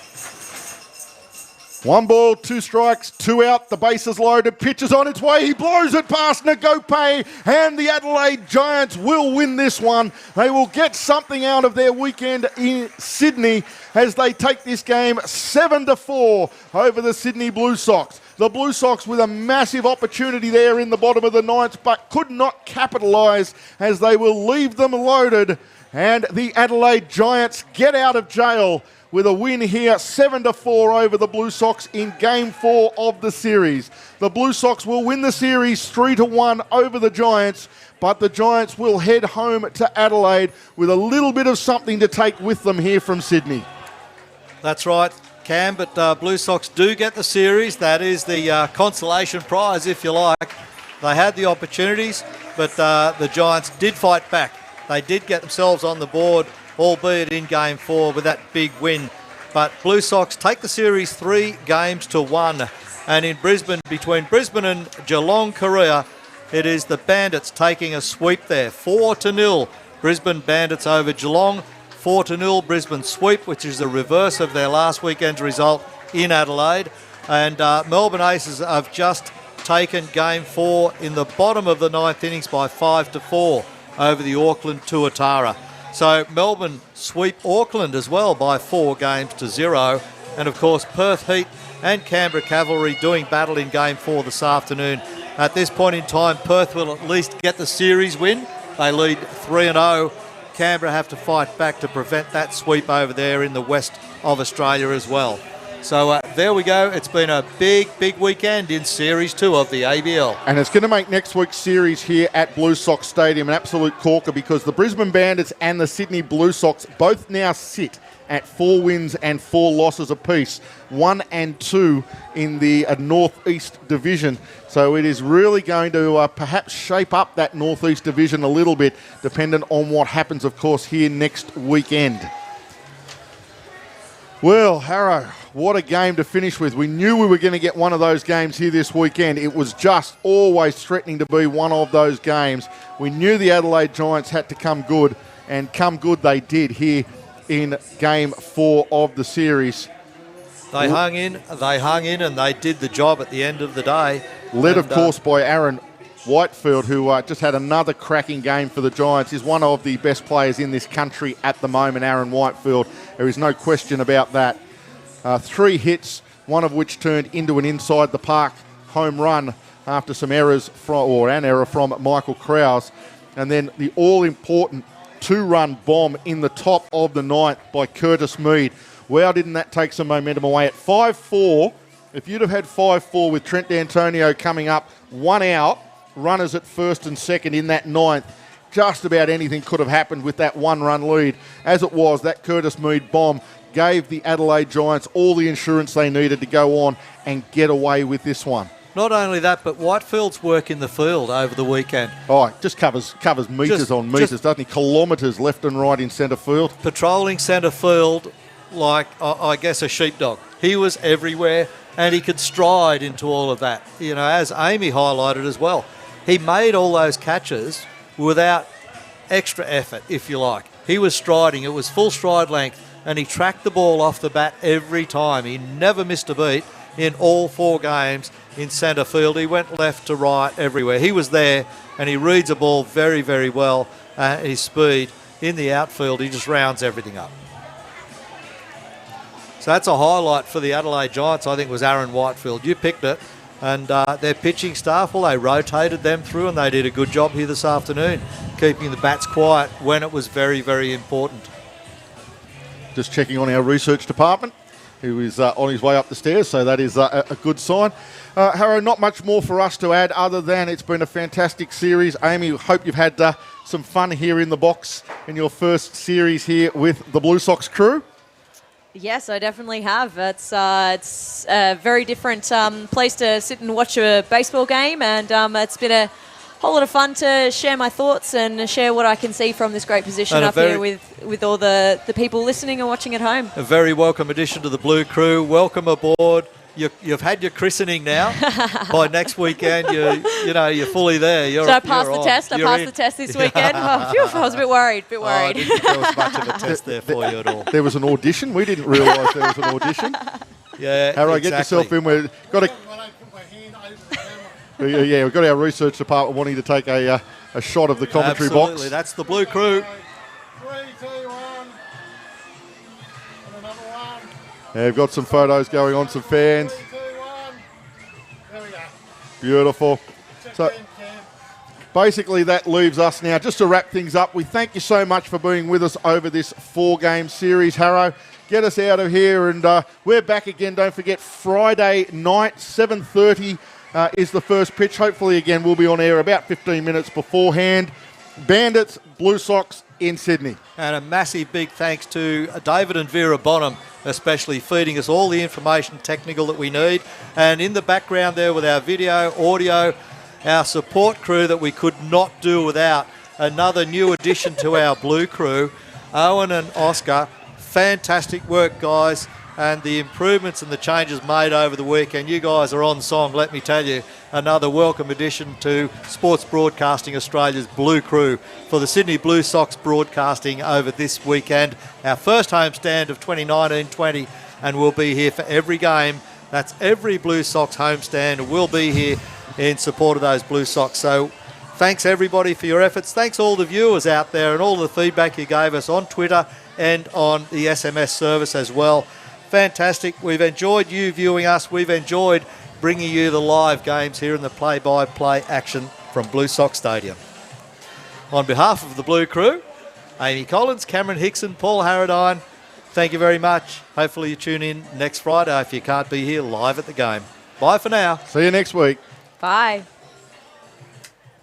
Are you struggling with the rising cost of power? You are not alone. Over 2 million Australian homes have now installed solar. The average size solar system can save you around $500 a quarter, add value to your home and reduce your carbon footprint. SolarAy is Australia's largest independent solar and storage installer, located right here in Blacktown. Talk to the team at SolarAy to find out if solar is right for you. Visit solaray.com.au/Blue Sox today. SolarAy Energy, proud sponsors of your Sydney Blue Sox. Petrus Cornelis Nicholas Middendorp founded his business, Middendorp Electric Goods Supply Company, selling imported light globes, vacuum cleaners and other electrical products. Business began booming, so Petrus and his sons opened the first Middendorp branch in a converted church on La Trobe Street in Melbourne in 1956. This was the first of many branches that would eventually spread across the country, trading as middies in its signature pink colour.